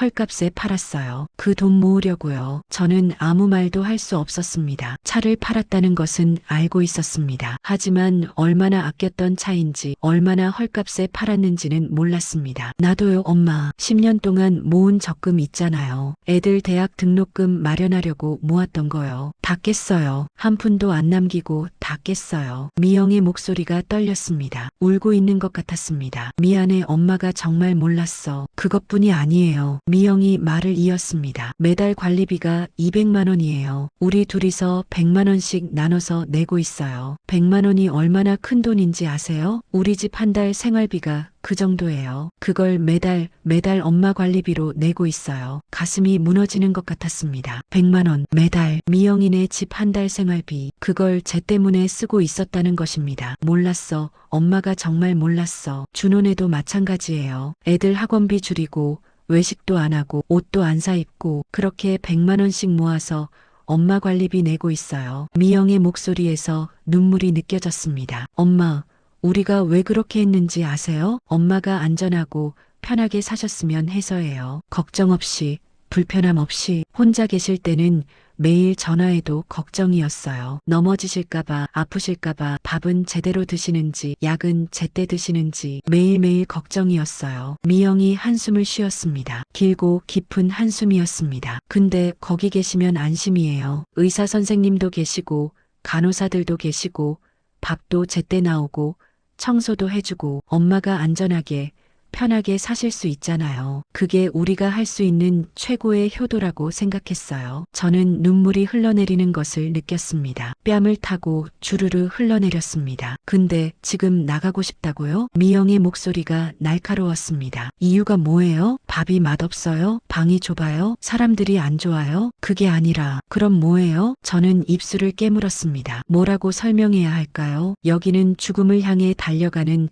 KTX라고, 안전하지만 동시에 영혼이 죽어가는 곳이라고. 그렇게 말하면 미영이 이해할까요? 미영아, 여기는 너무 완벽해. 그게 뭐가 문제예요? 완벽해서 문제야. 너무 안전하고 너무 편하고 너무 통제돼 있어. 엄마가 할 수 있는 게 아무것도 없어. 제 목소리도 떨리기 시작했습니다. 밥도 알아서 나오고 청소도 알아서 되고 건강도 알아서 관리돼. 엄마는 그냥 여기 앉아서 죽음을 기다리기만 하면 돼. 아무것도 하지 말고 아무것도 선택하지 말고 그냥 조용히 있으면 돼. 엄마, 미영의 목소리가 높아졌습니다. 무슨 그런 말씀을 하세요. 거기가 얼마나 좋은 곳인데요. 다른 어르신들은 들어가고 싶어도 못 들어가는 곳이에요. 대기자가 수백 명이라고요. 알아. 좋은 곳이야. 진짜 좋은 곳이야. 근데 미영아, 저는 창밖을 봤습니다. 정문 너머로 세상이 보였습니다. 어둠 속에 잠긴 세상이었지만 살아있는 세상이었습니다. 엄마한테는 감옥이야. 화려하고 안전하고 편안한 감옥. 엄마 친구 순덕이 있잖아. 옆집에 사는 할머니. 기침 한 번 했다가 일주일 만에 휠체어 타게 됐어. 스스로 걷지도 못하게 됐어. 그건 건강이 안 좋아서 그런 거잖아요. 아니야. 건강은 괜찮았어. 검사 결과도 다 정상이었어. 근데 의사 선생님이 안전을 위해서 휠체어 타래. 그래서 일주일 동안 누워만 있었더니 다리 힘이 빠진 거야. 제 목소리가 점점 간절해졌습니다. 그게 얼마나 빨리 일어나는 일인지 너는 몰라. 미영아, 여기는 사람을 약하게 만들어. 안전하게, 천천히, 눈에 띄지 않게 그렇게 죽음으로 인도해. 엄마, 그만하세요. 미영의 목소리가 차갑게 식었습니다. 제발 철 좀 드세요. 나이 75세면 철들 만큼 드셨잖아요. 우리가 얼마나 고생해서 거기 보내드렸는데 왜 이렇게 고집을 부리세요? 철 좀 드세요. 그 한마디가 가슴을 찔렀습니다. 75년을 살아온 엄마한테, 새 아이를 키우고 남편을 떠나보내고 평생을 살아온 엄마한테 딸이 하는 말이었습니다. 미영아, 다른 어르신들은 다 잘 지내시잖아요. 왜 엄마만 그러세요? 왜 엄마만 불만이세요? 다른 어르신들도 죽어가고 있어. 제 목소리가 떨렸습니다. 조용히, 안전하게. 겉으로는 멀쩡해 보이지만 아는 다 죽어가고 있어. 영혼이 죽어가고 있어. 미영아, 엄마는 그렇게 살고 싶지 않아. 엄마, 됐어요. 미영의 목소리가 단호했습니다. 나가고 싶으면 나가세요. 근데 돈은 한 푼도 돌려받을 수 없어요. 입주금도 그동안 낸 관리비도 다 날리는 거예요. 그래도 나가실 거예요? 저는 입술을 깨물었습니다. 3억 원, 그리고 지금까지 낸 관리비 다 합치면 얼마일까요? 아이들이 흘린 땀과 눈물이 얼마나 될까요? 그리고 나가시면 어디서 사실 건데요? 미영의 목소리가 계속 이어졌습니다. 엄마 혼자 월세 구하고 밥하고 청소하고 빨래하고 다 하실 수 있어요? 75세 할 수 있어. 제 목소리가 작았습니다. 하지만 확신에 차 있었습니다. 못해요. 넘어지기라도 하면 어떡하려고요? 아프기라도 하면 어떡하고요? 누가 엄마 돌봐줘요? 엄마가 엄마를 돌봐. 엄마. 미영의 목소리가 떨렸습니다. 분노와 슬픔과 실망이 뒤섞인 목소리였습니다. 우리 무시하지 마세요. 우리가 얼마나 엄마 생각해서 준비한 건지 아세요? 몇 달을 알아보고 비교하고 고민했는지 아세요? 엄마가 편하게 안전하게 사셨으면 해서 우리가 얼마나 애썼는지 아세요? 알아. 엄마가 다 알아. 눈물이 계속 흘러내렸습니다. 고마워. 정말 고마워. 미영아, 준호야. 너희들이 엄마를 위해서 한 일들 엄마가 다 알아. 근데 됐어요. 미영이 제 말을 끊었습니다. 엄마, 나 끊을게요. 오늘 진짜 바빠서요. 회사 일도 밀려있고 애들 숙제도 봐줘야 하고. 미영아, 잠깐만. 뚝 전화가 끊어졌습니다. 저는 휴대전화를 내려다봤습니다. 화면이 어두워졌습니다. 손이 떨렸습니다. 휴대전화가 손에서 미끄러져 떨어질 것 같았습니다. 저는 휴대전화를 침대 위에 내려놓았습니다. 그리고 창가에 섰습니다. 밤 하늘을 올려다봤습니다. 별이 보였습니다. 작고 희미한 별들이 어둠 속에서 반짝이고 있었습니다. 철 좀 드세요. 그 말이 계속 귓가에 울렸습니다. 저는 정말 철이 없는 걸까요? 75세에 자식들이 마련해준 좋은 곳을 버리고 나가겠다는 게 철없는 일일까요? 아니면 여기 남아서 안전하게 조용히 죽음을 기다리는 게 철든 일일까요? 저는 모르겠습니다. 하지만 한 가지는 확실히 알았습니다. 더 이상 허락을 구할 수 없다는 것을. 아이들은 이해하지 못합니다. 이해할 수도 없습니다. 그들에게 이곳은 최고의 선택이니까요. 엄마를 위한 최선의 효도니까요. 하지만 저에게는 죽음입니다. 느리고 조용하고 안전한 죽음입니다. 저는 침대로 돌아와 누웠습니다. 이불을 뒤집어 썼습니다. 눈물이 멈추지 않았습니다. 한참을 울었습니다. 소리 없이 오래. 이불 속에서 아무도 들을 수 없게. 다음 날 아침 저는 눈이 퉁퉁 부어서 일어났습니다. 세면대 거울을 봤습니다. 늙은 여자가 서 있었습니다. 주름투성이 얼굴에 부은 눈에 지친 표정을 한 여자. 나는 누구지? 거울 속 여자가 낯설었습니다. 언제부터 이렇게 늙었을까요? 언제부터 이렇게 지쳐 보였을까요? 세수를 했습니다. 차가운 물로 얼굴을 씻었지만 부기는 가라앉지 않았습니다. 옷을 갈아입고 레스토랑으로 내려갔습니다. 오늘은 목요일이었고 목요일 아침은 미역국과 밥이었습니다. 예상했던 대로 미역국이 준비되어 있었습니다. 식판을 들고 자리에 앉았습니다. 순덕 할머니의 자리는 비어 있었습니다. 할머니는 요즘 방에서 거의 나오지 않았습니다. 휠체어를 타고 레스토랑까지 오는 것조차 힘들어했습니다. 그래서 간호사가 방으로 식사를 가져다 주었습니다. 저는 혼자 밥을 먹었습니다. 미역국을 떠서 입에 넣었습니다. 따뜻했지만 맛이 느껴지지 않았습니다. 그냥 기계적으로 씹고 삼켰습니다. 주변을 둘러봤습니다. 어르신들이 각자 자리에서 조용히 식사를 하고 계셨습니다. 말없이, 표정 없이 그냥 먹고 있었습니다. 마치 연료를 주입하는 것처럼. 살기 위해서가 아니라 그냥 습관적으로. 식사를 마치고 밖으로 나왔습니다. 로비를 지나가는데 한쪽 소파에 박 할머니가 앉아 계셨습니다. 휠체어에 앉아서 창밖을 멍하니 바라보고 계셨습니다. 표정이 없었습니다. 눈빛도 없었습니다. 그냥 앉아 계셨습니다. 살아있지만 동시에 죽어 있었습니다. 저는 그 옆을 지나쳤습니다. 엘리베이터를 타고 3층으로 올라갔습니다. 302호 문 앞에 섰습니다. 문을 두드렸습니다. 순덕아, 나야. 안에서 작은 소리가 들렸습니다. 들어와. 문을 열고 들어갔습니다. 순덕 할머니가 침대에 앉아 있었습니다. 휠체어는 침대 옆에 세워져 있었습니다. 아침 먹었어? 제가 물었습니다. 응, 간호사가 가져다 줬어. 순덕 할머니의 목소리가 힘이 없었습니다. 많이 먹었어? 조금. 저는 침대 옆 의자에 앉았습니다. 순덕 할머니를 봤습니다. 할머니는 더 말랐습니다. 일주일 전보다 훨씬 더. 순덕아, 응, 나 결심했어. 순덕 할머니가 저를 봤습니다. 뭘? 나갈 거야. 여기서. 순덕 할머니의 눈이 커졌습니다. 정말? 응, 더 이상 여기 있으면 안 될 것 같아. 너처럼 되기 전에, 완전히 죽기 전에 나가야 할 것 같아. 자식들한테 말했어? 저는 고개를 저었습니다. 어젯밤에 미영이한테 전화했는데 안 된대. 절대 안 된대. 그럼 어떡해? 그냥 나갈 거야. 말 안 하고 조용히. 순덕 할머니가 제 손을 잡았습니다. 손이 떨리고 있었습니다. 정자야. 나도 데려가줘. 뭐, 나도 나가고 싶어. 여기서 이대로 있다가는 정말 죽을 것 같아. 순덕 할머니의 눈에서 눈물이 흘러내렸습니다. 휠체어 타고 밥 먹여주는 거 받고 링거 맞으면서 죽고 싶지 않아. 나도 나가고 싶어. 저는 순덕 할머니를 봤습니다. 할머니는 울고 있었습니다. 근데 순덕아, 너 지금 휠체어 타잖아. 혼자 걷지도 못하는데 어떻게 걸을 수 있어? 순덕 할머니가 말을 끊었습니다. 아직 걸을 수 있어. 힘들긴 하지만 할 수 있어. 그냥 의사 선생님이 안전을 위해서 휠체어 탈에서 타고 있는 거야. 근데 진짜로는 걸을 수 있어. 정말? 응. 어젯밤에 화장실 갈 때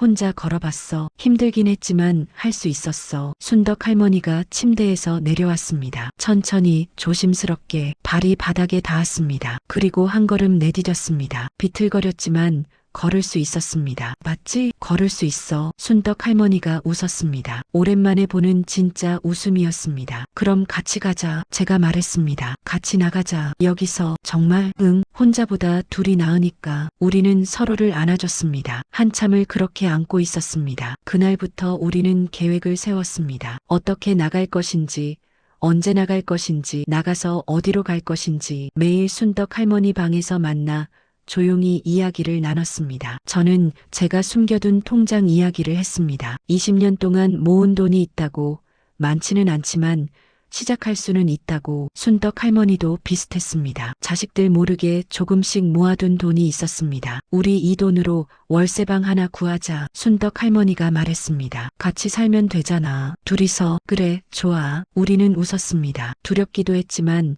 동시에 설레기도 했습니다. 새로운 시작, 불편하고 힘들고 위험하지만 자유로운 시작. 일주일이 지났습니다. 우리는 준비를 마쳤습니다. 필요한 최소한의 짐만 챙겼습니다. 옷 몇 벌, 세면도구, 통장, 신분증, 그게 전부였습니다. 명품 옷도, 고급 가방도, 진주 목걸이도 모두 두고 가기로 했습니다. 그것들은 우리 것이 아니었으니까요. 골든 파라다이스에 어울리는 우아한 할머니를 만들기 위한 도구들일 뿐이었으니까요. 날짜를 정했습니다. 다음 주 월요일 새벽. 모두가 잠들어 있을 시간. 하지만 그 전에 저는 한 번 더 시도해 보기로 했습니다. 아이들에게 제 마음을 전하는 것. 마지막으로 한 번 더. 어느 날 저녁 저는 다시 미영에게 전화를 걸었습니다. 하지만 이번에는 다른 마음이었습니다. 허락을 구하려는 게 아니라 제 마음을 전하려는 것이었습니다. 신호음이 울렸습니다. 여보세요? 미영의 목소리가 들렸습니다. 여전히 차가웠습니다. 미영아, 나야. 엄마, 또 그 얘기 하시려고요? 아니, 그게 아니라 미영아.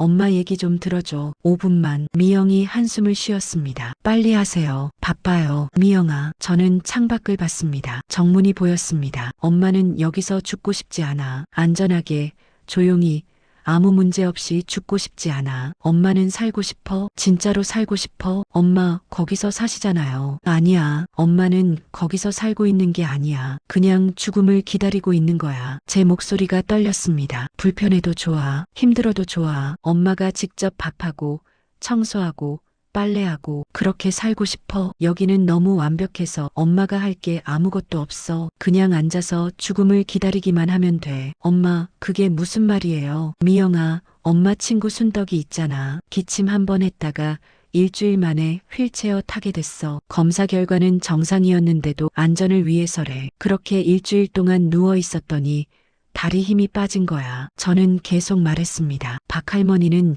6개월 전만 해도 혼자 걸어 다녔어. 근데 지금은 휠체어에서 내려오지도 못해. 왜 그렇게 됐을까? 넘어질까봐 휠체어 태웠거든. 그렇게 다리 힘이 빠진 거야. 김할아버지도 마찬가지야. 지팡이 짚고 다니는데 1년 전만 해도 안 그랬어. 그건 나이 드셔서 그런 거잖아요. 아니야. 나이 때문이 아니야. 여기가 그렇게 만드는 거야. 안전하게, 천천히, 눈에 띄지 않게 사람을 약하게 만들어 스스로 할 수 있는 걸 못하게 만들어 그렇게 의존하게 만들고 결국엔 엄마 됐어요. 미영의 목소리가 날카로웠습니다. 제발 철 좀 드세요. 나이 들면 약해지는 게 당연한 거예요. 그래서 안전하게 계셔야 하는 거잖아요. 미영아, 엄마 말 이해돼? 아니요. 미영의 대답은 단호했습니다. 이해 안 돼요. 왜 좋은 걸 버리고 힘든 걸 선택하시는지 모르겠어요. 엄마, 나 정말 바빠요. 끊을게요. 미영아, 잠깐만. 뚝 또 전화가 끊어졌습니다. 저는 휴대전화를 내려놓았습니다. 눈물이 흘렀지만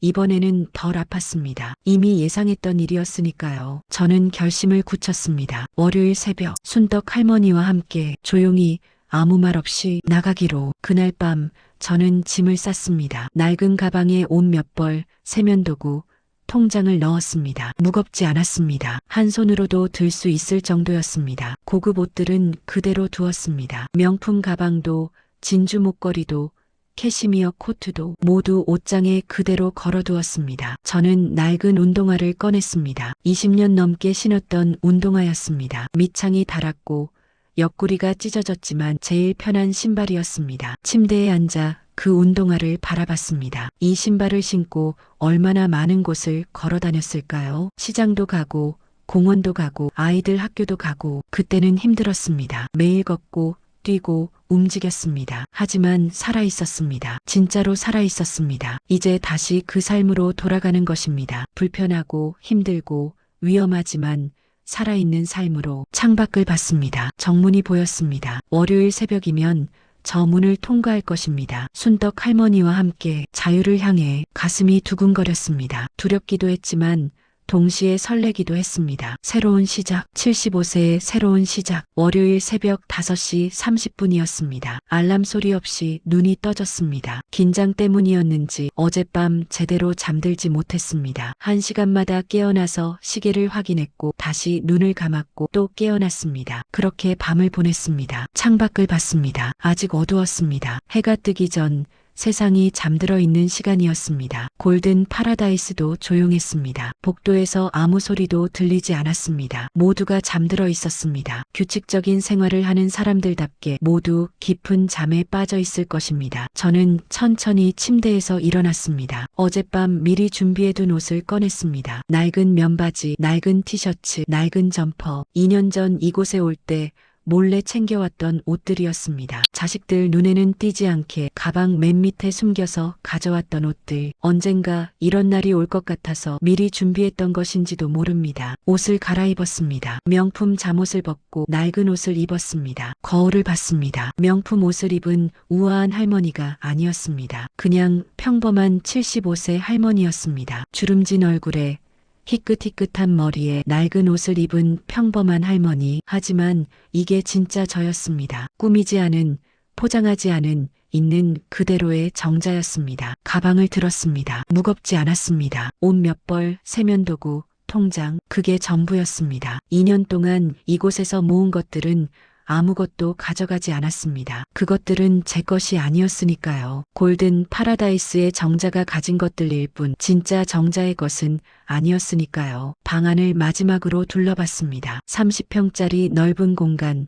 고급 가구들, 완벽한 시설, 2년 동안 살았던 곳이었습니다. 하지만 단 한 번도 집처럼 느껴진 적이 없었습니다. 늘 낯설었고 늘 불편했고 늘 답답했습니다. 아름다운 감옥이었을 뿐입니다. 문을 열고 밖으로 나왔습니다. 복도는 어두웠습니다. 비상등만 희미하게 켜져 있었고 모든 방문들은 굳게 닫혀 있었습니다. 저는 302호 문 앞에 섰습니다. 순덕 할머니 방이었습니다. 문을 조용히 두드렸습니다. 톡, 톡, 톡 작은 소리로 3번. 우리가 약속했던 신호였습니다. 잠시 후 문이 열렸습니다. 순덕 할머니가 서 있었습니다. 저처럼 낡은 옷을 입고 작은 가방을 들고 있었습니다. 우리는 서로를 봤습니다. 말없이, 하지만 모든 것을 이해하며 순덕 할머니가 고개를 끄덕였습니다. 저도 끄덕였습니다. 우리는 나란히 복도를 걸었습니다. 천천히 조심스럽게 발소리가 나지 않도록 누군가 깨어나지 않도록 엘리베이터는 타지 않았습니다. 소리가 날 수 있었으니까요. 비상계단으로 향했습니다. 문을 열자 차가운 공기가 얼굴을 스쳤습니다. 계단을 내려갔습니다. 한 계단 한 계단 무릎이 조금 아팠지만 참을 만했습니다. 순덕 할머니도 천천히 내려왔습니다. 일주일 전만 해도 휠체어를 타고 있었는데 지금은 스스로 걷고 있었습니다. 비틀거리기는 했지만 걸을 수 있었습니다. 3층, 2층, 1층 계단을 다 내려왔을 때 우리는 잠시 멈춰 섰습니다. 숨을 고르고 서로를 봤습니다. 순덕 할머니의 얼굴에 땀이 맺혀 있었습니다. 힘들었을 것입니다. 하지만 눈빛은 살아 있었습니다. 오랜만에 보는 진짜로 살아있는 눈빛이었습니다. 괜찮아? 제가 작은 목소리로 물었습니다. 응, 괜찮아. 순덕 할머니가 웃었습니다. 우리는 1층 복도로 나왔습니다. 로비가 보였습니다. 샹들리에는 꺼져 있었고 비상등만 켜져 있었습니다. 어두웠지만 정문은 보였습니다. 유리로 된 자동문, 저 너머로 나가면 자유였습니다. 우리는 천천히 정문을 향해 걸었습니다. 대리석 바닥에 발소리가 울렸습니다. 작은 소리였지만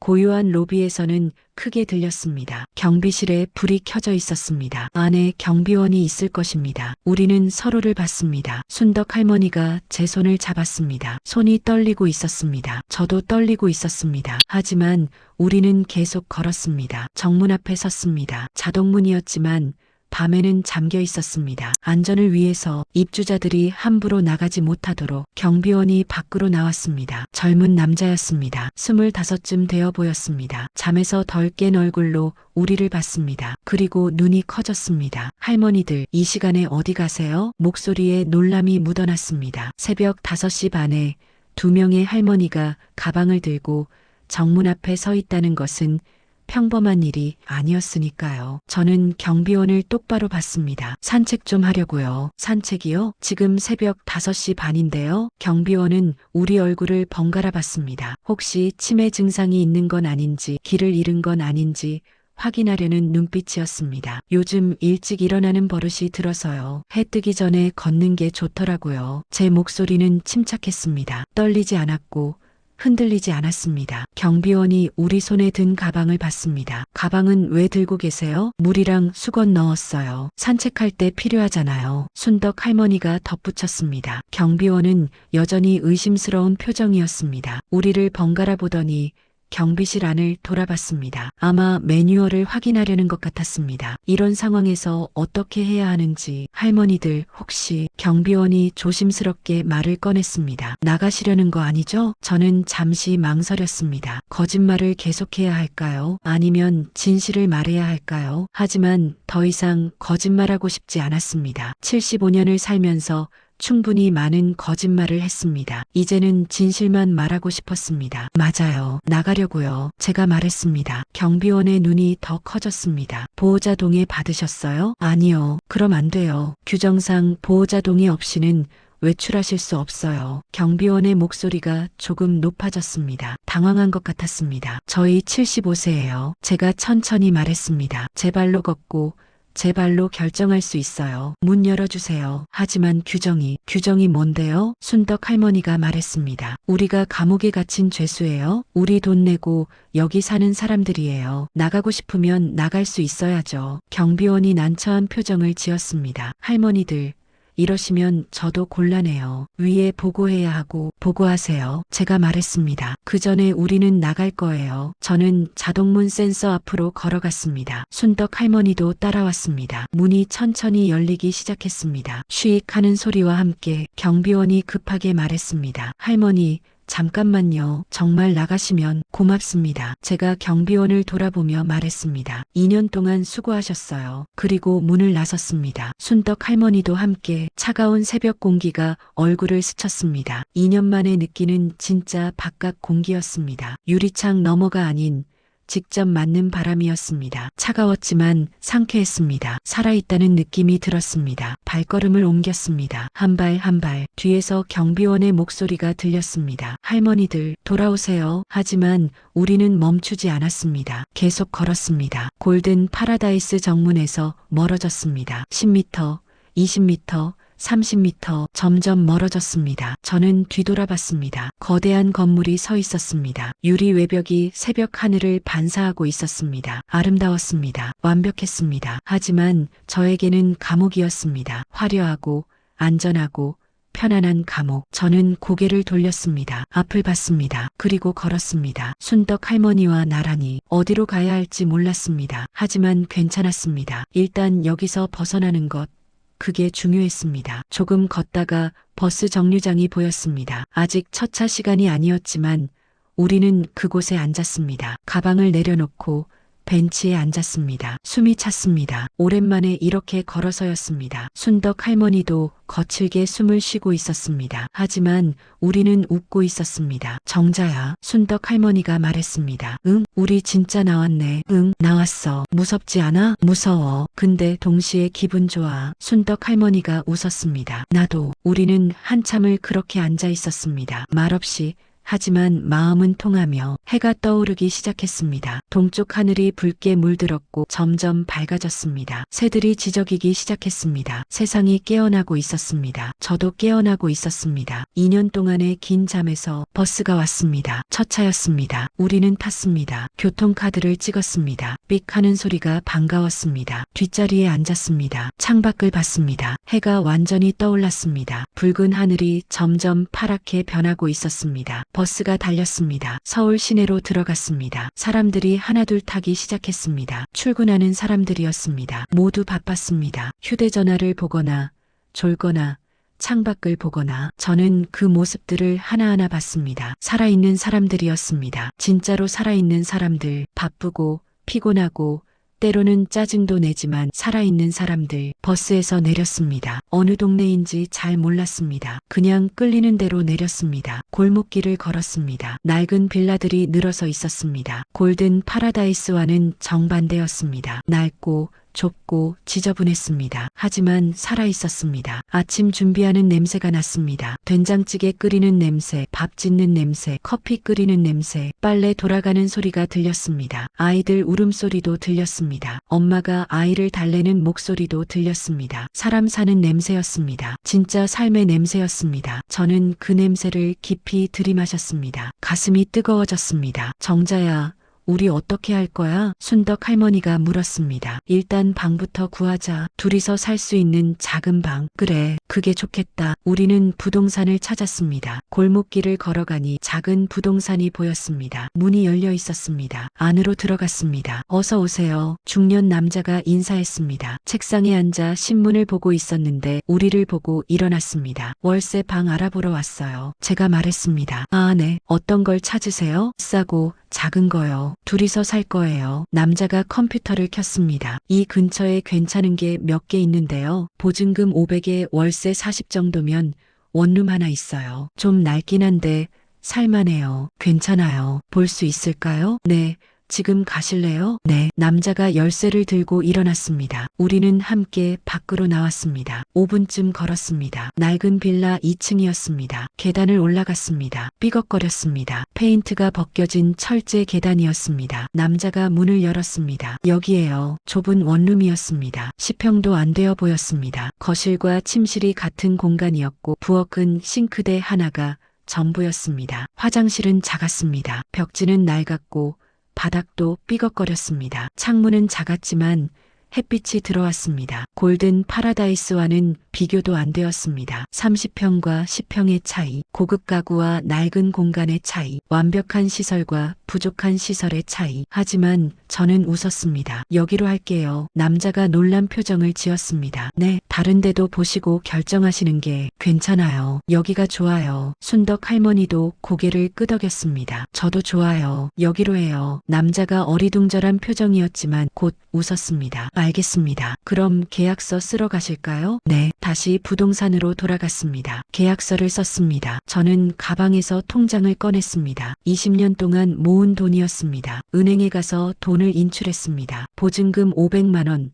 첫 달 월세 40만 원. 손이 떨렸습니다. 20년 모은 돈이 순식간에 빠져나갔습니다. 하지만 후회되지 않았습니다. 이 돈으로 자유를 산 것이니까요. 열쇠를 받았습니다. 작고 차가운 쇠붙이였습니다. 하지만 제 집 열쇠였습니다. 제가 선택한 집, 제가 계약한 집, 제 돈으로 얻은 집, 오늘부터 들어가실 수 있어요. 남자가 말했습니다. 감사합니다. 부동산을 나왔습니다. 순덕 할머니와 저는 서로를 봤습니다. 그리고 웃었습니다. 정자야, 우리 진짜 집 생겼네. 응, 우리 집. 다시 빌라로 갔습니다. 계단을 올라가 문을 열었습니다. 텅 빈 방이었습니다. 아무것도 없었습니다. 침대도, 책상도, 냉장고도, 식탁도. 하지만 우리 것이었습니다. 우리가 선택한 공간이었습니다. 가방을 내려놓았습니다. 창문을 열었습니다. 바람이 들어왔습니다. 먼지 냄새, 골목 냄새, 사람 사는 냄새. 저는 깊이 숨을 들이마셨습니다. 살아있다는 게 느껴졌습니다. 진짜로. 정자야, 순덕 할머니가 말했습니다. 응? 우리 이제 뭐 해야 돼? 저는 웃었습니다. 일단 살아야지. 밥 먹고, 자고, 일하고, 그렇게 살아가는 거지. 힘들 것 같아. 응, 힘들 거야. 근데 괜찮아. 우리가 선택한 거니까. 순덕 할머니가 웃었습니다. 그래, 우리가 선택한 거야. 그날부터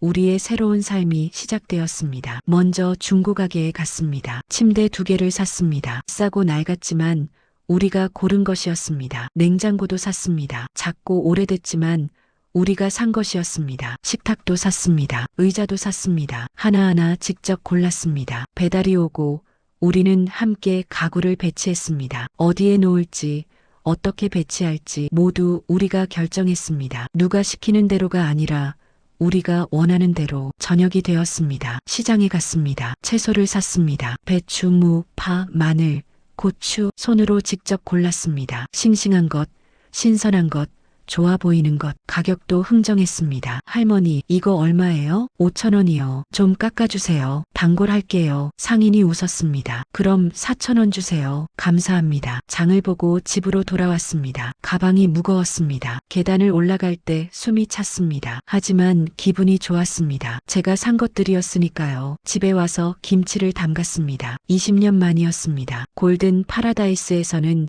할 수 없었던 일이었습니다. 배추를 다듬었습니다. 손이 서툴렀습니다. 칼질도 느렸고 배추도 제대로 절여지지 않았습니다. 순덕 할머니도 함께 도왔습니다. 정자야, 이렇게 하는 거 맞아? 응, 맞는 것 같아. 일단 해보자. 우리는 웃으며 김치를 담갔습니다. 서툴렀지만 즐거웠습니다. 제가 하는 일이었으니까요. 밤이 되었습니다. 첫날 밤이었습니다. 침대에 누웠습니다. 골든 파라다이스의 푹신한 침대와는 달랐습니다. 좀 딱딱했고 삐걱거렸습니다. 하지만 편안했습니다. 제 침대였으니까요. 창밖을 봤습니다. 별이 보였습니다. 골든 파라다이스에서는 볼 수 없었던 별이었습니다. 유리창 너머가 아닌 진짜 하늘의 별이었습니다. 작고 반짝이고 아름다웠습니다. 순덕아, 제가 불렀습니다. 옆 침대에서 순덕 할머니의 목소리가 들렸습니다. 응, 우리 잘한 거 맞지? 잠시 침묵이 흘렀습니다. 그리고 순덕 할머니의 대답이 들렸습니다. 응, 잘한 거야. 저는 웃었습니다. 눈을 감았습니다. 그리고 잠들었습니다. 오랜만에 편안한 잠이었습니다. 일주일이 지났습니다. 우리는 일을 구했습니다. 시장 입구에서 채소 다듬는 일이었습니다. 시든 파 정리하고 상추 다듬고 배추 손질하는 일. 하루 5시간 일하고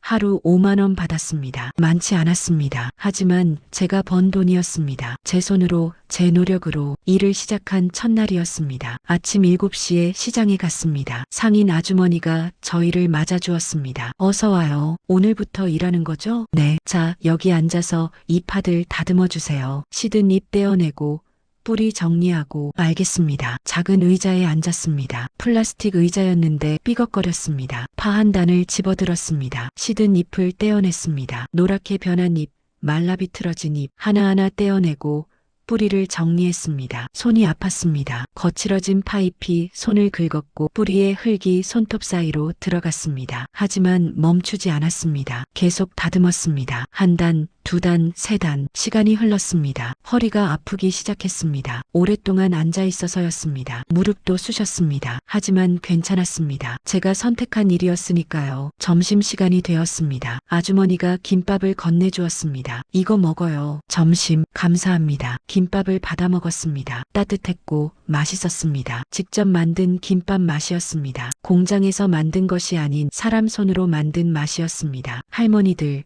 여기서 일하게 된 이유가 뭐예요? 아주머니가 물었습니다. 생활비 벌려고요. 제가 대답했습니다. 자식들은요? 있어요. 셋이나. 그런데 왜 일을 하세요? 저는 잠시 생각했습니다. 뭐라고 대답해야 할까요? 자식들은 엄마가 안전하게 사는 걸 원했어요. 편하게, 걱정 없이. 근데 엄마는 그게 싫었어요. 아주머니가 고개를 끄덕였습니다. 아, 그래서 나오신 거구나. 네, 안전하지만 죽어가는 것보다 불편하지만 살아있는 게 나아요. 아주머니가 웃었습니다. 맞아요. 나이 들수록 중요한 건 안전이 아니라 자유예요. 그래요. 우리는 함께 김밥을 먹었습니다. 일을 마치고 집으로 돌아가는 길이었습니다. 골목길을 걷고 있는데 아이들이 뛰어놀고 있었습니다. 웃음소리가 들렸습니다. 저는 멈춰섰습니다. 그 소리를 한참 들었습니다. 얼마 만에 듣는 진짜 웃음소리일까요? 억지로 만들어낸 게 아닌 진짜 기쁨에서 나오는 웃음소리. 집에 도착했습니다. 계단을 올라갔습니다. 다리가 무거웠고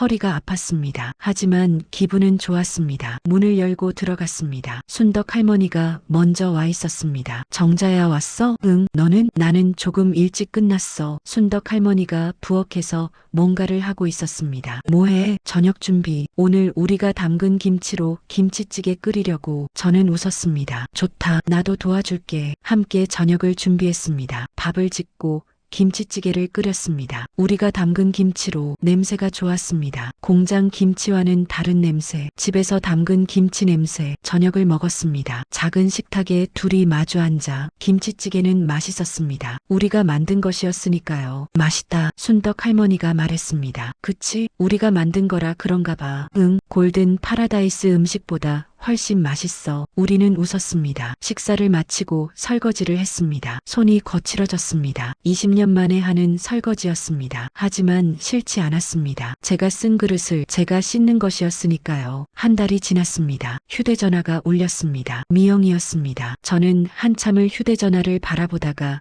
받았습니다. 여보세요? 엄마. 미영의 목소리였습니다. 화가 나 있었습니다. 엄마. 대체 어디 계세요? 한 달 동안 연락 안 하시고 우리가 얼마나 걱정했는지 아세요? 미안해. 미안하다고요? 엄마, 지금 농담하세요? 골든 파라다이스에서 나가셨다고 연락 왔어요. 우리 경찰에 신고할 뻔했어요. 미안해, 미영아. 엄마가 걱정 끼쳤네. 걱정 끼친 정도가 아니에요. 미영의 목소리가 떨렸습니다. 대체 왜 그러세요? 왜 갑자기 나가신 거예요? 엄마가 설명했잖아. 거기서는 살 수 없다고. 그래서 지금 어디서 사세요? 작은 월세방. 친구 순덕이랑 같이 살아. 월세방이요? 미영의 목소리가 높아졌습니다. 엄마, 75세에 월세방에서 사신다고요? 응, 10평도 안 되는 작은 방이야. 골든 파라다이스랑은 비교도 안 돼. 근데 말이야, 미영아. 저는 창밖을 봤습니다. 골목이 보였습니다. 저녁 준비하는 연기가 피어오르고 있었습니다. 여기는 살아있어. 진짜로 살아있어. 엄마가 직접 밥하고 청소하고 빨래해. 시장에 가서 일도 해. 일이요? 무슨 일이요? 채소 다듬는 일. 하루 5시간 일하고 5만 원 받아. 엄마, 미영이 울기 시작했습니다. 엄마, 왜 그러세요? 왜 이렇게 힘들게 사세요? 우리가 골든 파라다이스 보내드렸잖아요. 편하게, 안전하게 사실 수 있게. 힘들어, 미영아. 진짜 힘들어. 제가 말했습니다. 허리도 아프고, 손도 거칠어졌어. 무릎도 쑤시고. 근데 행복해. 엄마가 뭔가 하고 있다는 게 느껴져. 엄마가 살아있다는 게 느껴져. 미영이 한참 아무 말도 하지 않았습니다. 미영아, 엄마 말 이해돼? 아니요. 미영의 목소리가 작았습니다. 이해 안 돼요. 왜 좋은 걸 버리고 힘든 걸 선택하시는지 모르겠어요. 그래, 너는 이해 못할 거야. 저는 웃었습니다. 슬프지만 동시에 평화로운 웃음이었습니다. 괜찮아. 엄마도 너 나이 때는 이해 못했을 거야. 근데 지금은 알아. 중요한 건 안전이 아니라 자유라는 걸. 엄마, 미영아, 엄마 걱정하지 마. 엄마 잘 살고 있어. 가끔 연락할게. 엄마, 잠깐만요. 저는 전화를 끊었습니다. 눈물이 흘렀습니다. 하지만 후회되지 않았습니다. 3개월이 지났습니다. 저는 이제 이 동네 사람이 되었습니다. 시장 아주머니들이 저를 알아봤습니다. 정자 씨,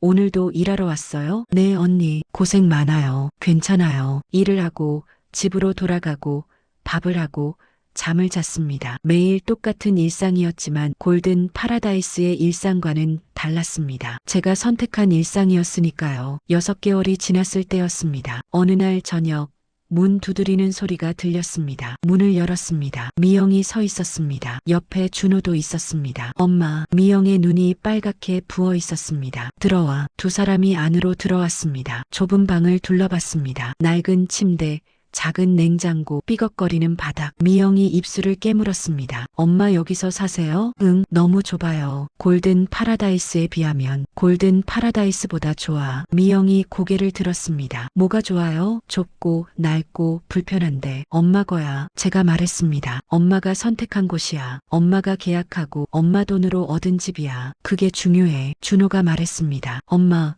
우리 잘못했어요. 엄마 말씀 안 듣고 엄마 마음 몰라주고 미안해요. 저는 준호의 손을 잡았습니다. 아니야, 너희는 잘못한 거 없어. 엄마를 위해서 한 일이잖아. 고마워. 정말 고마워. 그럼 왜 나오신 거예요? 미영이 울먹였습니다. 너희 효도는 고마운데 엄마한테는 다른 삶이 필요했어. 저는 미영을 안아줬습니다. 미영아, 진짜 효도는 엄마를 안전하게 만드는 게 아니야. 엄마가 원하는 대로 살게 해주는 거야. 비록 불편하고 위험해도. 미영이 제 품에서 흐느꼈습니다. 한참을 그렇게 있었습니다. 준호도 함께 안아줬습니다. 3사람이 한참을 그렇게 있었습니다. 엄마, 정말 행복하세요? 미영이 물었습니다. 응, 행복해. 정말요? 정말. 저는 웃었습니다. 힘들긴 해. 허리도 아프고 손도 거칠어지고 근데 살아있어. 진짜로 살아있어. 그게 행복이야. 미영이 고개를 끄덕였습니다. 완전히 이해하지는 못하는 것 같았지만 받아들이는 것 같았습니다. 아이들이 돌아간 뒤였습니다. 저는 창가에 앉았습니다. 골목이 보였습니다. 저녁 준비하는 냄새가 났습니다. 아이들 뛰어노는 소리가 들렸습니다. 개 짖는 소리도 들렸습니다. 저는 웃었습니다. 여기는 완벽하지 않았습니다. 좁고 낡고 불편했습니다. 하지만 살아있었습니다. 진짜로 살아있었습니다. 저는 내일 할 일을 생각했습니다. 시장에 가서 일하고 저녁에는 된장찌개를 끓이고 주말에는 빨래를 하고 평범한 일상이었습니다. 하지만 제가 선택한 일상이었습니다. 제가 만들어가는 삶이었습니다. 창밖을 봤습니다. 별이 보였습니다. 골든 파라다이스에서는 볼 수 없었던 별이었습니다. 유리창 너머가 아닌 진짜 하늘의 별이었습니다. 저는 깊이 숨을 들이마셨습니다. 자유의 공기를 마셨습니다. 안전했지만 죽어있던 곳에서 불편하지만 살아있는 곳으로 저는 탈출했습니다. 그리고 지금 진짜로 살아가고 있습니다. 75세의 나이에 작은 월세방에서 하루 5만 원 받으며 일하고 있지만 행복합니다. 왜냐하면 이것이 제 선택이니까요. 제 삶이니까요. 순덕 할머니가 부엌에서 불렀습니다. 정자야, 저녁 먹자. 응, 간다. 저는 자리에서 일어났습니다. 그리고 걸어갔습니다. 제가 선택한 삶 속으로 들어주셔서 감사합니다. 재미있게 들으셨다면 댓글 하나만 남겨주세요. 늘 건강하시고 행복하세요. 구독과 좋아요, 알림 설정으로 다음 이야기도 함께 해주세요.